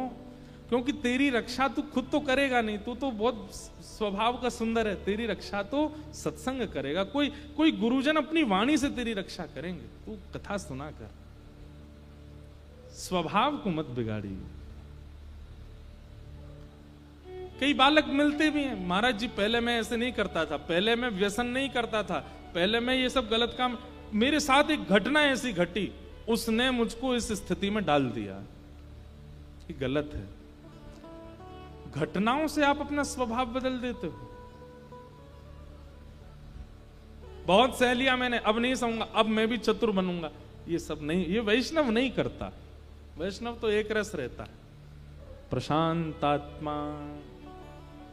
यहां पर आत्मा शब्द का प्रयोग करते हुए कहा कि उसके चित्त में बुद्धि में सरलता नहीं होती है, उसकी आत्मा सरल हो जाती है। और जिसकी आत्मा सरल है वो व्यवहार नाटक भी नहीं कर पाएगा, वो चतुराई का, और वो ठाकुर जी को प्रिय है। अगर किसी के अंदर भोलापन, अब देखो बच्चों को कहते हैं ये बच्चे जो हैं कौन है? भगवान का अवतार हैं। क्यों? सरल है, सीधे हैं, सहज हैं, मृदुल हैं, मधुर हैं। उनकी सरलता को नष्ट कौन करता है? बुरा मत मानिएगा, बुआ, फूफा, चाची, चाचा, बहन, भैया, माता पिता, ये नष्ट करते हैं।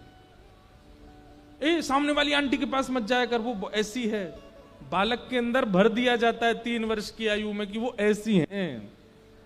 उसको नहीं पता था कि ये दुर्गुण होता है, हमने सिखा दिया उसको।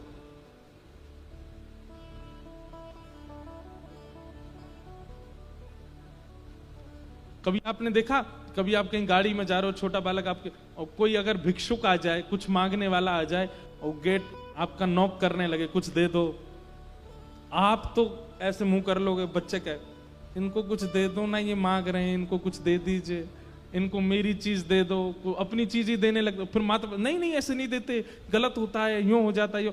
अब वो तो सरल था, आपने उसको चतुर बना दिया। उसके स्वभाव में नहीं था छल कपट और ये चतुराई की विचारधाराएं, हमने कर दी। ये भेदभाव बालक में जन्म से नहीं होते, हम सिखा देते।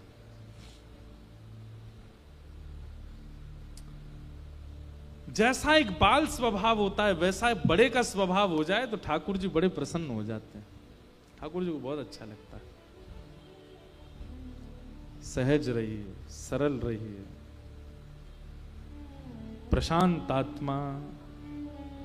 और तीसरा बताया जितेंद्रिय।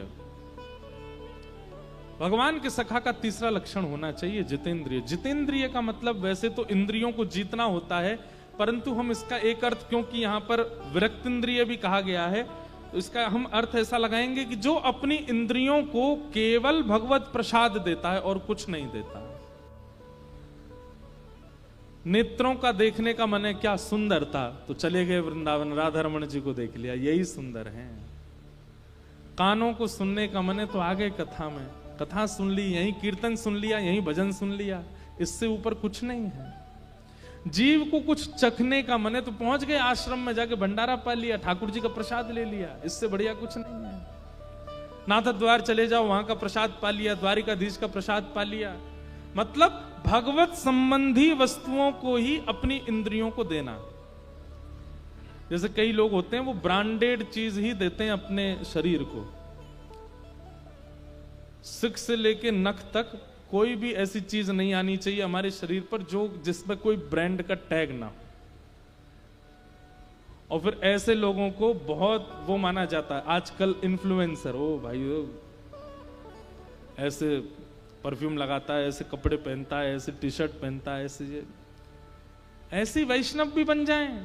वो सिक से नख तक एक भी सामग्री ऐसी प्रयोग ना करें जो भगवत संबंधी ना हो। सब भगवत संबंधी वस्तुओं का सेवन। जल भी भगवत प्रसाद, अन्न भी भगवत प्रसाद, वस्त्र भी भगवत प्रसाद, तिलक भी भगवत प्रसाद, सब कुछ भगवत प्रसाद। जितेंद्रिय, ये तीन लक्षण जिसमें हैं उसको ठाकुर जी अपना सखा मान लेते हैं, ठाकुर जी अपना सखा बना लेते हैं।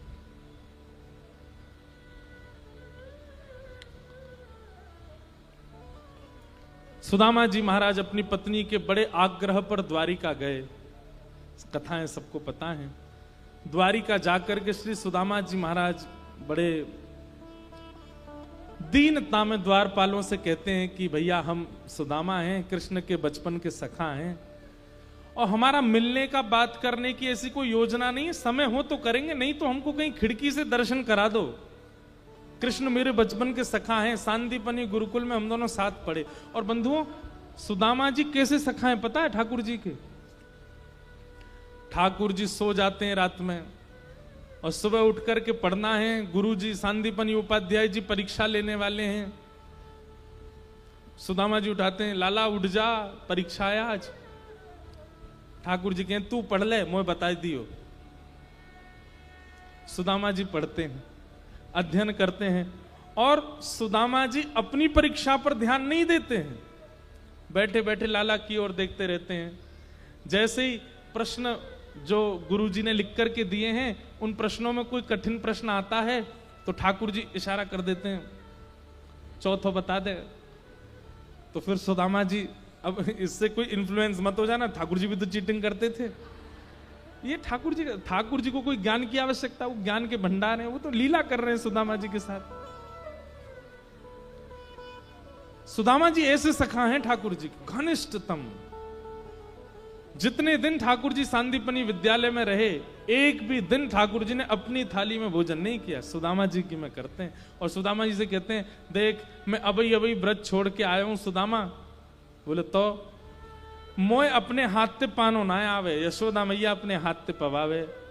अब यहां मैया तो है ना, तू पवा दे। तो सुदामा जी पवाते हैं ठाकुर जी को, सुदामा जी खिलाते। ऐसे सखा हैं सुदामा जी।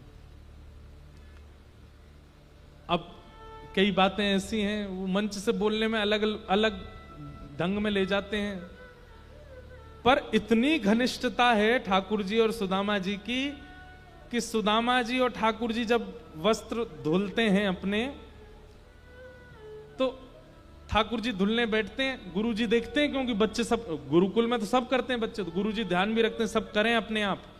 ठाकुर जी अपने वस्त्र लेके आते हैं धोने, गुरु जी जैसे आगे जाते हैं तो ठाकुर जी के वस्त्र भी सुदामा जी धो दे। तू बैठ जा लाला, तू मत कर, मैं धो दूंगा। और बढ़िया धो देते हैं।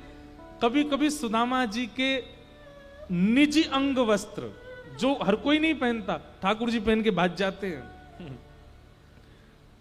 सुदामा जी कहते हैं, लाला जी अच्छी बात ना है, वो निजी वस्त्र है, वो भीतर को वस्त्र है, वो तो सबको धारण ना करना चाहिए। ठाकुर जी, अरे तू तो मेरा सखा है, तो हम दोनों तो पहन सके। ऐसे सखा है सुदामा जी।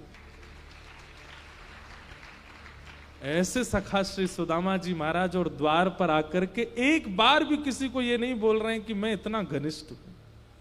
मेरी कहीं दीन दशा देख करके कोई कृष्ण पर प्रश्न ना उठा ले कि इतने घनिष्ठ सखा हो तो तुम्हारी ये स्थिति क्यों है। कहीं मेरी अवस्था, मेरे वस्त्रों को देख करके मुझ पर तो दया आएगी, लेकिन एक प्रश्न भी तो उठेगा, इतने घनिष्ठ हो श्री कृष्ण के और तुम्हारे ऊपर ये इतनी दया भी नहीं करी ठाकुर जी ने। इसलिए सुदामा जी किसी को नहीं बताते, बस इतना कहते हैं हम दोनों सखा। आजकल के लोग पड़ोसी के यहाँ चाय पी के चला गया प्रधानमंत्री, अपना ढिंडोरा पीटता। हमारे यहीं तो आए थे, यहीं पे ही बैठे थे, हमारे द्वार पे बैठ के गए, मैंने ही मठरी दी थी उनको जबरदस्ती। हम लोग बड़े संबंधों के प्रचार करने में दुगना तिगुना करके बोलते हैं। और एक सुदामा जी हैं जिन्होंने अपनी पत्नी को वर्षों तक नहीं बताया कि श्री कृष्ण मेरे सखा हैं। भैया एक बात कहें,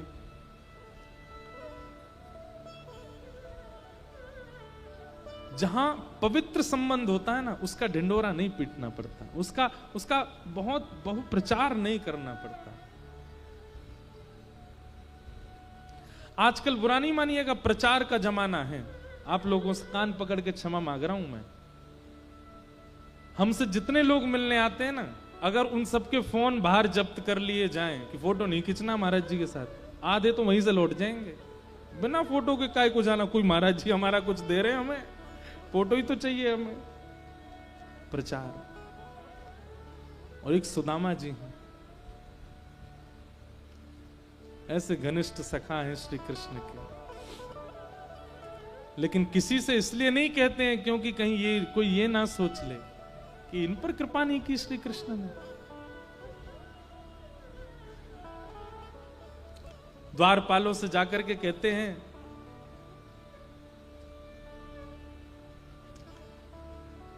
मेरे सखा हैं बचपन के श्री कृष्ण। हम दोनों सांदीपनी गुरुकुल में पढ़े थे साथ में, तो द्वारपाल थोड़े से व्यंग में हंस जा, अच्छा हाँ आपके संगी पढ़े होंगे ठाकुर जी। सुदामा जी बोले हाँ हम संगी पढ़े थे। मैं मिलने नहीं आया हूं, मैं उनसे कोई बैठ के मुझे वार्ता नहीं करनी है, कोई उनके साथ भोजन प्रसाद कुछ देना लेना भी नहीं है। हो जाए तो आप करा देना, नहीं तो कोई खिड़की हो जहां से वो मुझे दिख जाए, मैं देख करके वापस चला जाऊंगा। कहीं कहीं कहते हैं द्वारपालों ने धक्का दे दिया, द्वारपालों ने भगा दिया, ऐसा नहीं हुआ। भगवान के द्वारपाल हैं, वो ऐसा नहीं कर सकते। द्वारपालों ने सुदामा जी को बैठाया, पर द्वारपालों को यह विश्वास नहीं था कि ये ठाकुर जी का सखा है। द्वारपाल बोले आप बैठिए, हम देखते हैं कुछ योजना।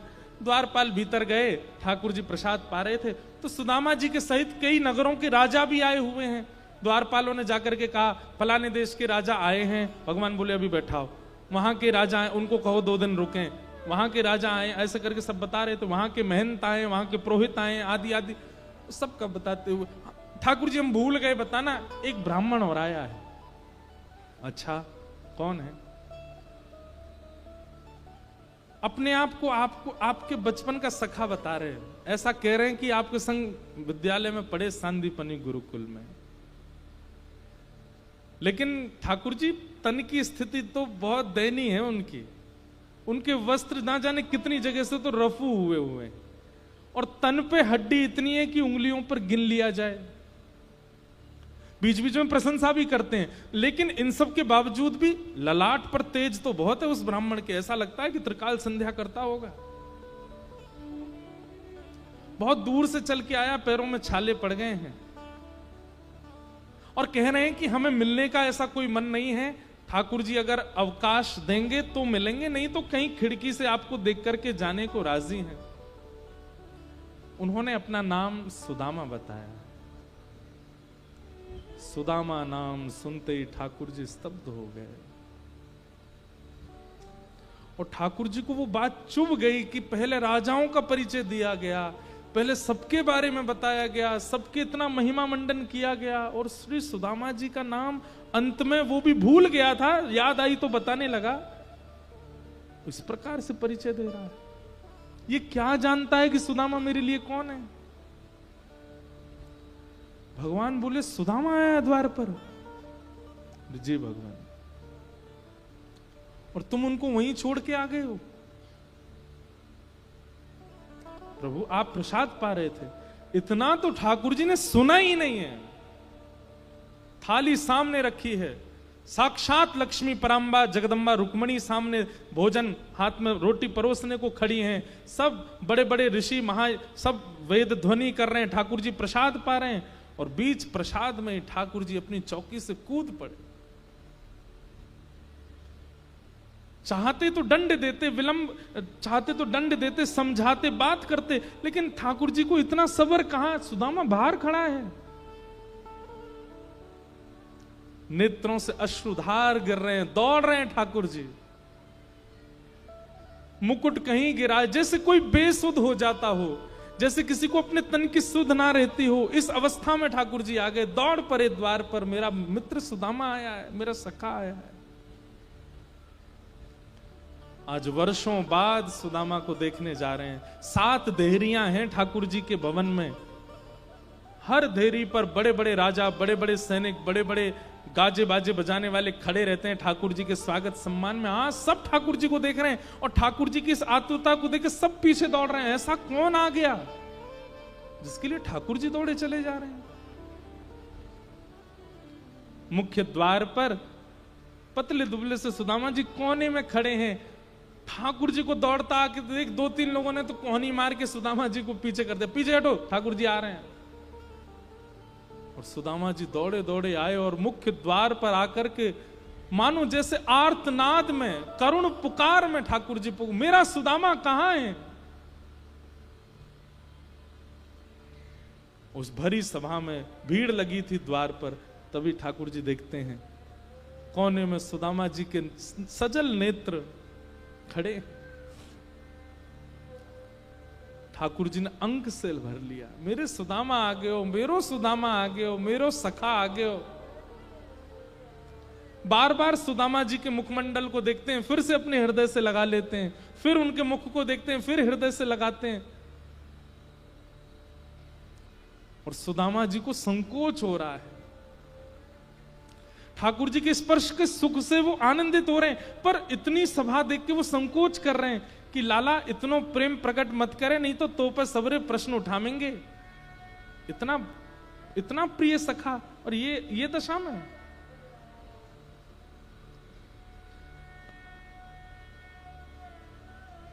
सुदामा जी ने अपने गाल से, अपने अधर से, अपनी नाक से, अपने माथे से सबसे स्पर्श किया सुदामा जी का।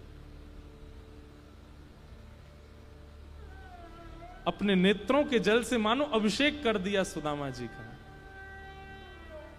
बहुत देर हो गई, ठाकुर जी द्वार पे ही बस अंक में भरे भरे खड़े हैं और जितने लोग वहां खड़े हैं सब देख करके आश्चर्य कर रहे हैं, ये कौन है? भगवान बोले, बड़े दिन में आए सुदामा। अरे देखो द्वारिकावासियों, ये मेरा सखा सुदामा है, मेरा प्राण सुदामा है। कभी इसके बारे में तुमने नहीं सुना होगा, ये क्योंकि प्रचार नहीं करता है, आज आया पहली बार द्वारिका।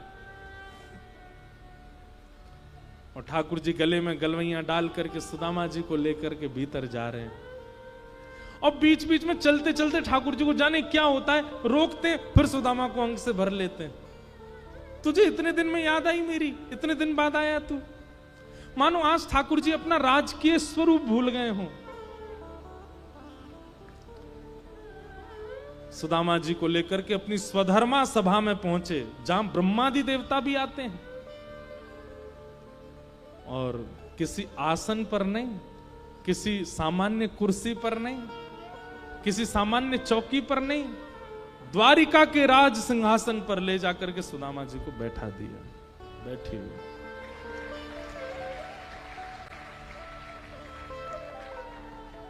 सुदामा जी बोले, लाला मैं यहाँ को अधिकारी ना हूं। ठाकुर जी बोले, आपका अधिकार मुझसे अच्छा कोई नहीं जानता, बैठ जाओ चुपचाप, यहीं बैठो।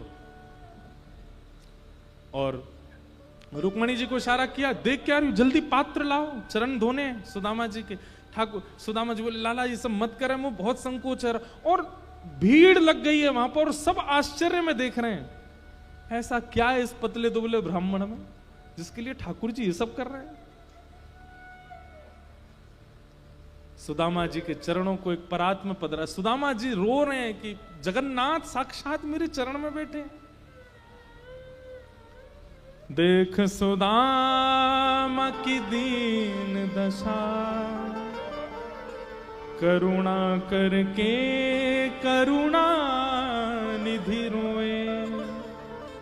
पानी परात को हाथ छुयो नहीं, नैनन के जल सो पग धोए। सुदामा जी के नेत्रों से अश्रुजल प्रवाहित होने लगा, लेकिन ठाकुर जी के नेत्रों से प्रवाह इतना तीव्र था कि जल लिए रुक्मणी जी खड़ी रह गईं और ठाकुर जी ने अपने अश्रु जल से सुदामा जी के चरण धो दिए।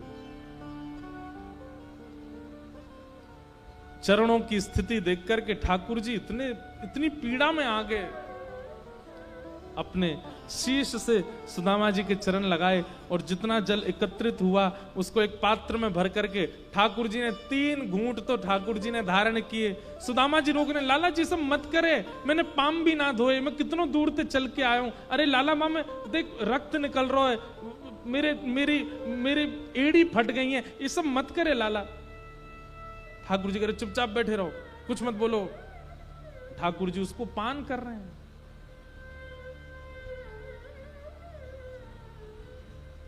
रुक्मणी आदि सब पटरानियों को भगवान ने इशारा किया, सब अंजलि फैला के बैठो और सबको ठाकुर जी देकर के आए, पान करो। अपने महामंत्री को आज्ञा कर दी, ये बचा हुआ जितना जल है इसको पूरी द्वारिका में छिड़काव करो, एक कोना भी रहना नहीं चाहिए, मेरी द्वारिका आज पवित्र हो जाएगी सुदामा जी के चरण दल से।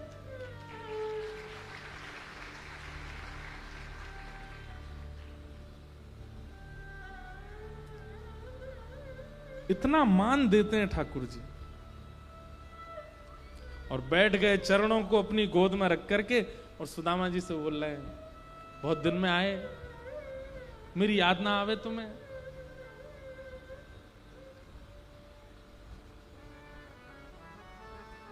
सुदामा जी आपको ब्याह है गो? ठाकुर जी पूछ रहे हैं। सुदामा जी बोले हाँ लाला है गो। अच्छा मोए ना बुलायो ब्याह में? लाला अब तो तू राजा बन गए, तो ये बुलावे को मतलब है तेरे संग में 25-30 तो हाथी आमेंगे, 50-60 घोड़ा आमेंगे, उन पे बैठ के सैनिक आमेंगे और इतने लोगों ने बुला के दावत करानो मेरे बस की बात तो ही नहीं लाला। हमारे ब्याह में तो हम दुल्हा दुल्हन ही भूखे रह गए, भोजन की व्यवस्था ही नहीं, ऐसा तो ब्याह है तो कैसे बुला? तो लाला तू बता तेरो ब्याह है गो? ठाकुर जी बोले कोई और बात करते। नहीं लाला बता तेरो ब्याह ना भयो। अरे जे फिर पास में मंत्री खड़े थे उनसे बोले विद्यालय में मोतियों के तो देखियो सुदामा इतने ब्याह करूंगो कि मेरे नगर में मेरी बहू रहेंगी और कोई ना रहेगो, इतने ब्याह करूंगो। मंत्री आदि बोले तो कर भी लिए हैं इन्होंने। सुदामा भी बोले लाला तेरो ब्याह है गो? बोले हाँ है गो। कहाँ है भाभी? कहाँ है भाभी? थे तो मिलवाने। ठाकुर जी बोले भाभी से मिलोगे? बोले हाँ नहीं मिलवा दे। कहाँ है भाभी? इतनी सारी लुगाई खड़ी है, इनमें तो कौन सी है? बोले बैठो अभी बुलाते हैं। ठाकुर जी ने इशारा किया, आओ सब लाइन से प्रणाम करो। मैं रुक्मणी प्रणाम। अच्छा भाभी जी जय, देवी चरसो भाग्यवती रहो। मैं जामवती प्रणाम, देवी चरसो भाग्यवती। मैं सत्यभामा प्रणाम, मैं कालिंदी प्रणाम, चरसो भाग्यवती रहो। मैं मित्रविंदा, मैं लक्ष्मणा, मैं भद्रा, सब प्रणाम करते करते 500 प्रणाम कर गई सुदामा जी को। सुदामा जी धीमे धीमे ऐसे हो गए, लाला लेके तकिया धर दे यहाँ पे नीचे, हाथ धार को मेरो। ठाकुर जी हाथ के नीचे कोनी के नीचे हाथ लगा खड़े हैं, लोग करो प्रणाम दो। जब 1000 प्रणाम कर गई सुदामा जी बोले लाला पत्रो दुबरो शरीर में तो पधार जाऊंगो। अच्छा एक बात बता, ये सब अपनी है? ठाकुर जी बोले अपनी है। कितनी और हैं? भगवान बोले 1000 चली गई, अभी 15,108 और हैं। सुदामा बोले लाला तेने इतने ब्याह किए? भैया लाला देख मैं तो पत्रो दुबरो ब्राह्मण हार जाऊंगो, मेरे तो शरीर में ताकत ही ना है। एक काम कर, पत्नी 16,108 हैं, पति तो तू ही अकेला है। बोला पति मैं ही हूं, तू प्रणाम कर मैं तो आशीर्वाद दूं, आ जा। और जैसे ही ठाकुर जी ने दंडवत प्रणाम किया है आकाश में देवताओं के नेत्र सजल हो गए, साक्षात जगन्नाथ जगत दिहंता जगदाधार सुदामा जी के चरणों में दंडवत प्रणाम कर रहे हैं और ठाकुर जी को आशीष दे रहे हैं। संपूर्ण द्वारिका नगरी के नेत्र सजल हो गए इस प्रेम मिलन को देख करके। सुदामा जी ने उठा करके हृदय से लगा। ऐसा प्रेमत्व है श्री सुदामा जी का और ठाकुर जी का। सुदामा जी से भगवान बोले भाभी ने मेरे लिए कुछ भेजा होगा। एक पोटली में चावल लेकर के गए थे, वो भी पोटली में फटी हुई थी, चावल भी 4 घर के थे। सुदामा जी को देने में बड़ी शर्म आ रही थी। सुदामा जी अभिमानी नहीं, अभिमान करेंगे किस बात का और होना भी नहीं चाहिए, लेकिन स्वाभिमानी है सुदामा जी, अपने स्वाभिमान की, और स्वाभिमानी व्यक्ति को होना चाहिए।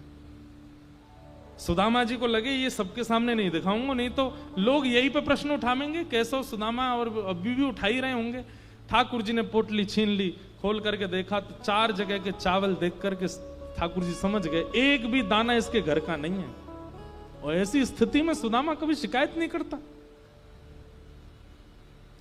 भगवान ने एक मुट्ठी चावल खा ली, बोले मैं इंद्र की संपदा सुदामा को देता हूं। दूसरी मुट्ठी चावल खाई, बोले इंद्र की संपदा कमे, मैं तीनों लोगों की संपदा सुदामा को देता हूं। और तीसरी मुट्ठी चावल खा के ठाकुर जी बोले तीनों लोग भी कमे, मैं लक्ष्मी को इसकी दासी बनाता हूं। रुक्मणी जी ने हाथ पकड़ लिया, बोले मैं आपके पास ही रहूंगी, लक्ष्मी को दासी मत बनाओ।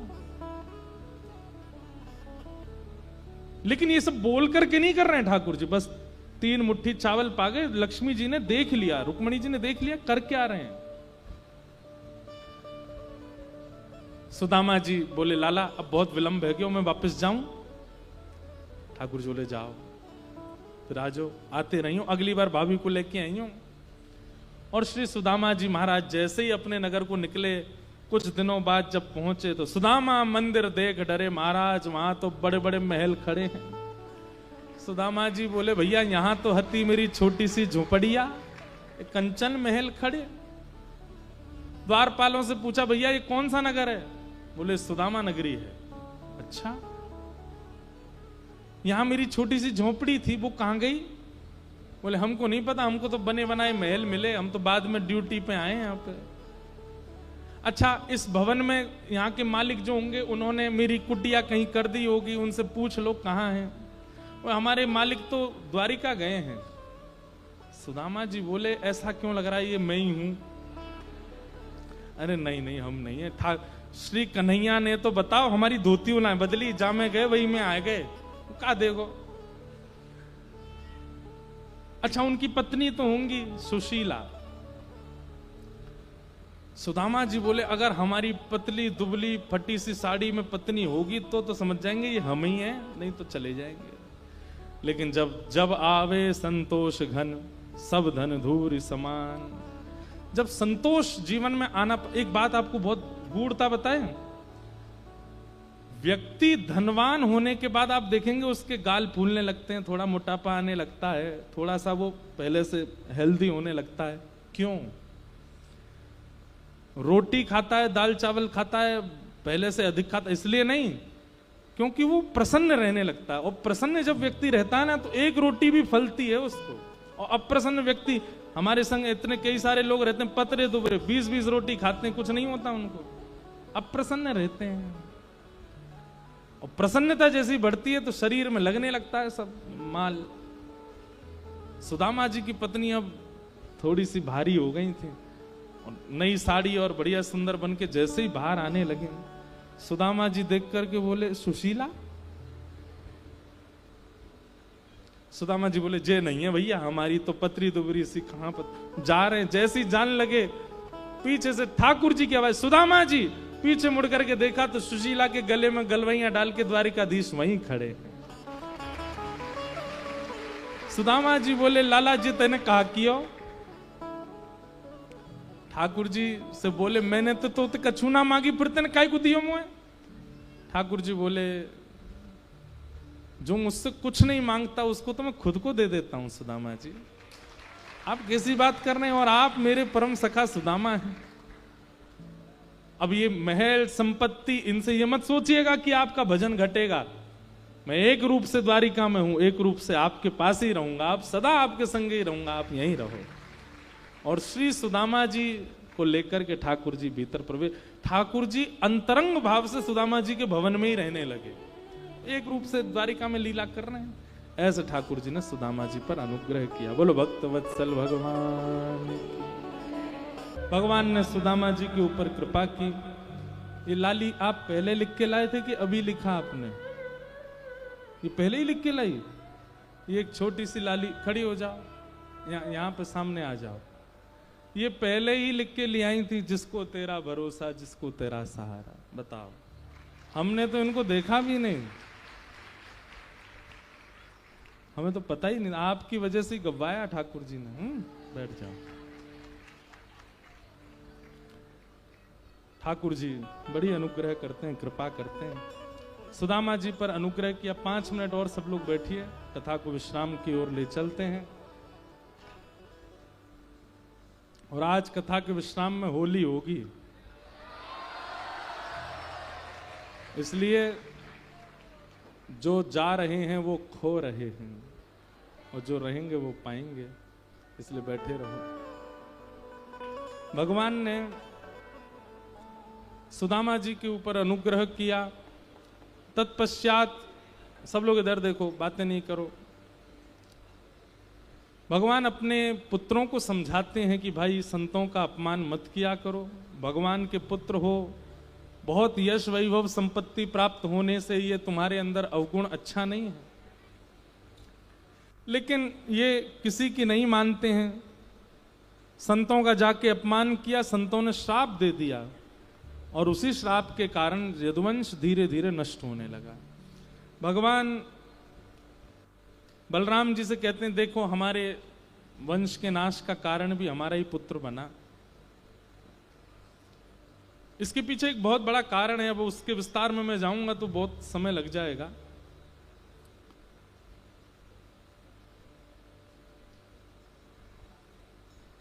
यदुवंशियों का नाश हुआ। बलराम जी भी अपनी लीला पूरी करके क्षीर सागर में प्रविष्ट हो गए। भगवान एक वृक्ष के नीचे जाकर के बैठे, बेलिया ने बाण मार दिया। विमान ठाकुर जी को लेने के लिए आया था, क्योंकि ठाकुर जी लीला पूरी करके जाने को तैयार हैं, लेकिन भगवान ने उस विमान में उस बेलिया को ही भेज दिया, जाओ। और स्वयं उद्धव जी महाराज को, मैत्रेय मुनि को, आदि आदि कुछ विशिष्ट जनों को ज्ञान उपदेश करते हैं ठाकुर जी। उद्धव जी महाराज कहते हैं कि प्रभु, कलिकाल में यदि आपके अनुभव की इच्छा प्रकट हो तो हम क्या करें? ठाकुर जी निवेदन करते हुए कहते हैं, श्रीमद् भागवत, जो ज्ञान उपदेश मैंने तुमको उद्धव अभी किया है, यही ज्ञान उपदेश ब्रह्मा को किया था, और यही ज्ञान उपदेश ब्रह्मा नारद जी को करेंगे, नारद जी वेदव्यास जी को करेंगे, और वेदव्यास जी ग्रंथ की रचना करेंगे जिसका नाम होगा श्रीमद् भागवत। कलिकाल में वो ही मेरा स्वरूप है। जब भी मेरे अनुभव की इच्छा प्रकट कर हो तो भागवत की कथा श्रवण करना, वो मेरा ही स्वरूप है। तिरोधाय प्रविष्टोयम श्रीमद् भागवतार्णवम। भगवान ज्योति रूप धारण करके 7 बार आकाश में भ्रमण करके भागवत जी में प्रविष्ट हो गए। ठाकुर जी अपनी लीला पूरी करके प्रस्थान कर गए। यहां पर उद्धव जी महाराज बद्रीनाथ चले गए, मैत्रेय मुनि हरिद्वार गए, और अर्जुन को भगवान ने आज्ञा की थी हमारी पटरानियों को लेकर श्री जी की शरण में चले जाओ, लेकिन अर्जुन को अपने गांडीव धनुष का अभिमान था, तो ठाकुर जी ने मध्य मार्ग में ही अर्जुन से भेलिया रूप बहरूपिया बनकर के ठाकुर जी आए और अपनी समस्त पत्नियों का हरण कर लिया। अर्जुन बचा नहीं पाया, खूब गांडीव धनुष घुमाता रहा, लेकिन रक्षा नहीं कर पाया। ठाकुर जी ने मानो उसको संकेत कर दिया कि मेरे बिना तुम्हारा धनुष किसी काम का नहीं, इसे अभिमान मत करो। हमारे पास जो भी गुण है आज की तारीख में, वह गुण इसलिए श्रेष्ठ है क्योंकि ठाकुर जी की कृपा है। अगर ठाकुर जी अपने कृपा अनुग्रह दृष्टि हटा दें तो वह कितना भी अच्छा गुण हो, उस गुण का कोई लाभ हमको प्राप्त नहीं होगा। हम अपनी वाणी से कथा सुना पा रहे हैं, भजन संकीर्तन गा पा रहे हैं, इसका मतलब क्या है? ठाकुर जी की कृपा है। अगर हम अभिमान करने लगे इसी बात का और ठाकुर जी कृपा अनुग्रह हटा देंगे तो ये वाणी कोई प्रभावशाली प्रभाव नहीं कर पाएगी, किसी के स्वभाव को बदल नहीं पाएगी। हमारे पास जो गुण है वो गुण इसलिए श्रेष्ठ है क्योंकि ठाकुर जी की कृपा उसमें विद्यमान है। व्यक्ति कुछ नहीं कर सकता। आप हमारी प्रशंसा कर देते हैं, हम भूल जाएंगे कि हमने कथा करी, पर ये सब भगवत कृपा है। कथा तो हम बहुत पहले से कर रहे हैं और हमेशा करते रहेंगे, लेकिन आज ही आपको समझ में क्यों आ रही है? क्योंकि आज इस वाणी में भगवत कृपा है। आपके अंदर गुण हमेशा से है, लेकिन कुछ साल बाद ही लोगों को क्यों पता चल रहा है? क्योंकि उस समय उस गुण में ठाकुर जी का अनुग्रह है। इसलिए गुणवान सब होते हैं, समृद्धिवान सब होते हैं, बुद्धिमान सब होते हैं, पर भगवत कृपा जब होती है तभी वह गुण, वह योग्यता प्रस्तुत होती है।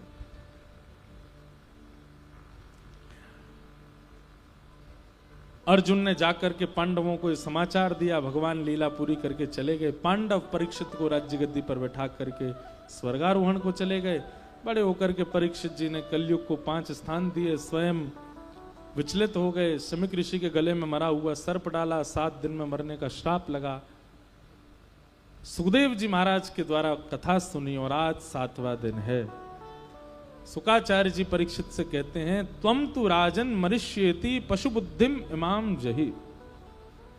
तुम मरोगे ये पशु बुद्धि अपने अंदर से निकालो। मृत्यु शरीर का कर्तव्य है, आत्मा का नहीं।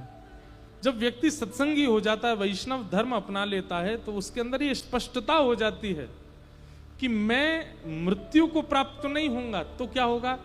इस शरीर में जब तक मेरे कर्म विराजमान है तब तक रहूंगा, उसके बाद शरीर त्याग करके राधा रमण में ही विलीन हो जाऊंगा। श्री राधा माधव ही मेरी गति है। जब तक मेरे कर्म बचे तब तक इस शरीर में और हूं, उसके बाद इस शरीर का त्याग करके मैं ठाकुर जी का हो जाऊंगा, सदा ठाकुर जी में ही रहूंगा। ये विचारधारा उसके अंदर स्पष्ट हो जाती है, उसको मृत्यु से भय नहीं लगता। आपने सुना होगा कई रसिक जन संत जन अपनी मृत्यु से पहले ही कह देते हैं, अब हमारे कर्म पूरे हो गए, अब हमारा कर्तव्य पूरा होगा, अब हम जाएंगे, और ऐसा कहकर के वो चले गए। ऐसे कितने महापुरुष इस धराधाम पर हुए। वैष्णव व्यक्ति, नामनिष्ठ व्यक्ति, प्रवचन आदियों के संग रहने वाला व्यक्ति, वो इस बात को स्पष्ट रूप से जान लेता है कि जब तक मेरे कर्म हैं तब तक मैं इस देह में हूं। जिस दिन मेरे कर्म पूर्ण हुए, मेरी गति तो श्री राधा माधव है, बस उन्हीं में विलीन हो जाऊंगा। हमारी मृत्यु नहीं होती है, हम तो बस अपना कर्तव्य पूर्ण करके प्रस्थान कर जाते हैं। और जिनके जीवन में सत्संग आदि का लेश होता है, नहीं आता जीवन में, वो फिर एक देह छोड़कर फिर दूसरे देह में जाते हैं, फिर वहां अपने कर्मों को भोगते हैं। पर हम तो मुक्त होने के लिए आए हैं, हम इस देह के चक्कर में रहना नहीं हमको। इसलिए उसके लिए क्या करना पड़ेगा? हरेर नाम हरेर नाम हरेर नाम इव केवलम कलौ नास्त्यैव नास्त्यैव नास्त्यैव गतिरन्यथा। केवल हरि का नाम, वही एकमात्र साधन है इस आत्मा को पुनर्जन्म मरण के बंधन से मुक्त करने का। परीक्षित जी आज जब उससे मुक्त हो गए, कहा कि अब परीक्षित तुम्हें और कुछ सुनाना शेष नहीं। तुम जब ये समझ गए हो कि तुम्हारा शरीर मरने वाला नहीं है,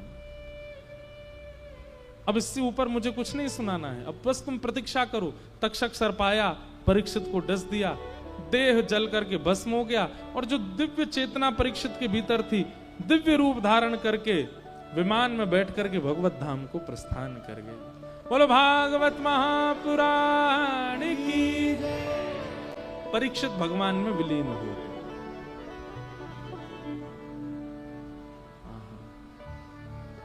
अन्य अन्य कथाओं को यहां श्रवण कराया गया। भागवत जी का अंतिम श्लोक, सब लोग 3 बार मेरे साथ में बिल्कुल सीधे बैठो, एक आसन पर बैठो, मेरुदंड सीधा करके बैठो, कमर सीधी करके बैठो, सुनिएगा स्पष्ट, और उन शब्दों को फिर हमारे पीछे दोहराइएगा। नाम संकीर्तनम यस्य, नाम संकीर्तनम यस्य, सर्वपापप्रणाशनो सर्वपापप्रणाशनो प्रणामो दुःखशमनः प्रणामो दुःखशमनः तं नमामि हरिं परम् तं नमामि हरिं परम् नाम संकीर्तनं यस्य नाम संकीर्तनं यस्य सर्वपापप्रणाशनं सर्वपापप्रणाशनं प्रणामो दुःखशमनः प्रणामो दुःखशमनः तं नमामि हरिं परम् तं नमामि हरिं परम् नाम संकीर्तनं यस्य नाम संकीर्तनं यस्य सर्वपापप्रणाशनं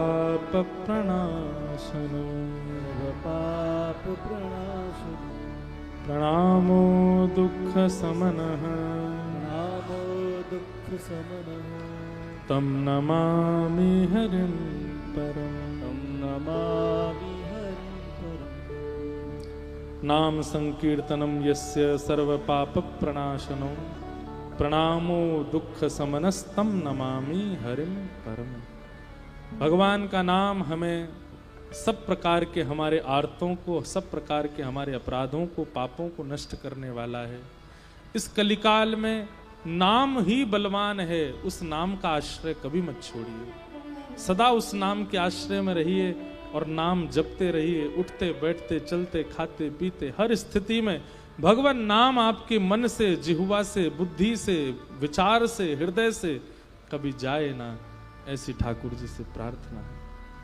बोलो वृंदावन बिहारी लाल की, राधा रमण लाल की, श्री राधा वल्लभ लाल की, प्यारे गिरधर लाल की, द्वारिकाधीश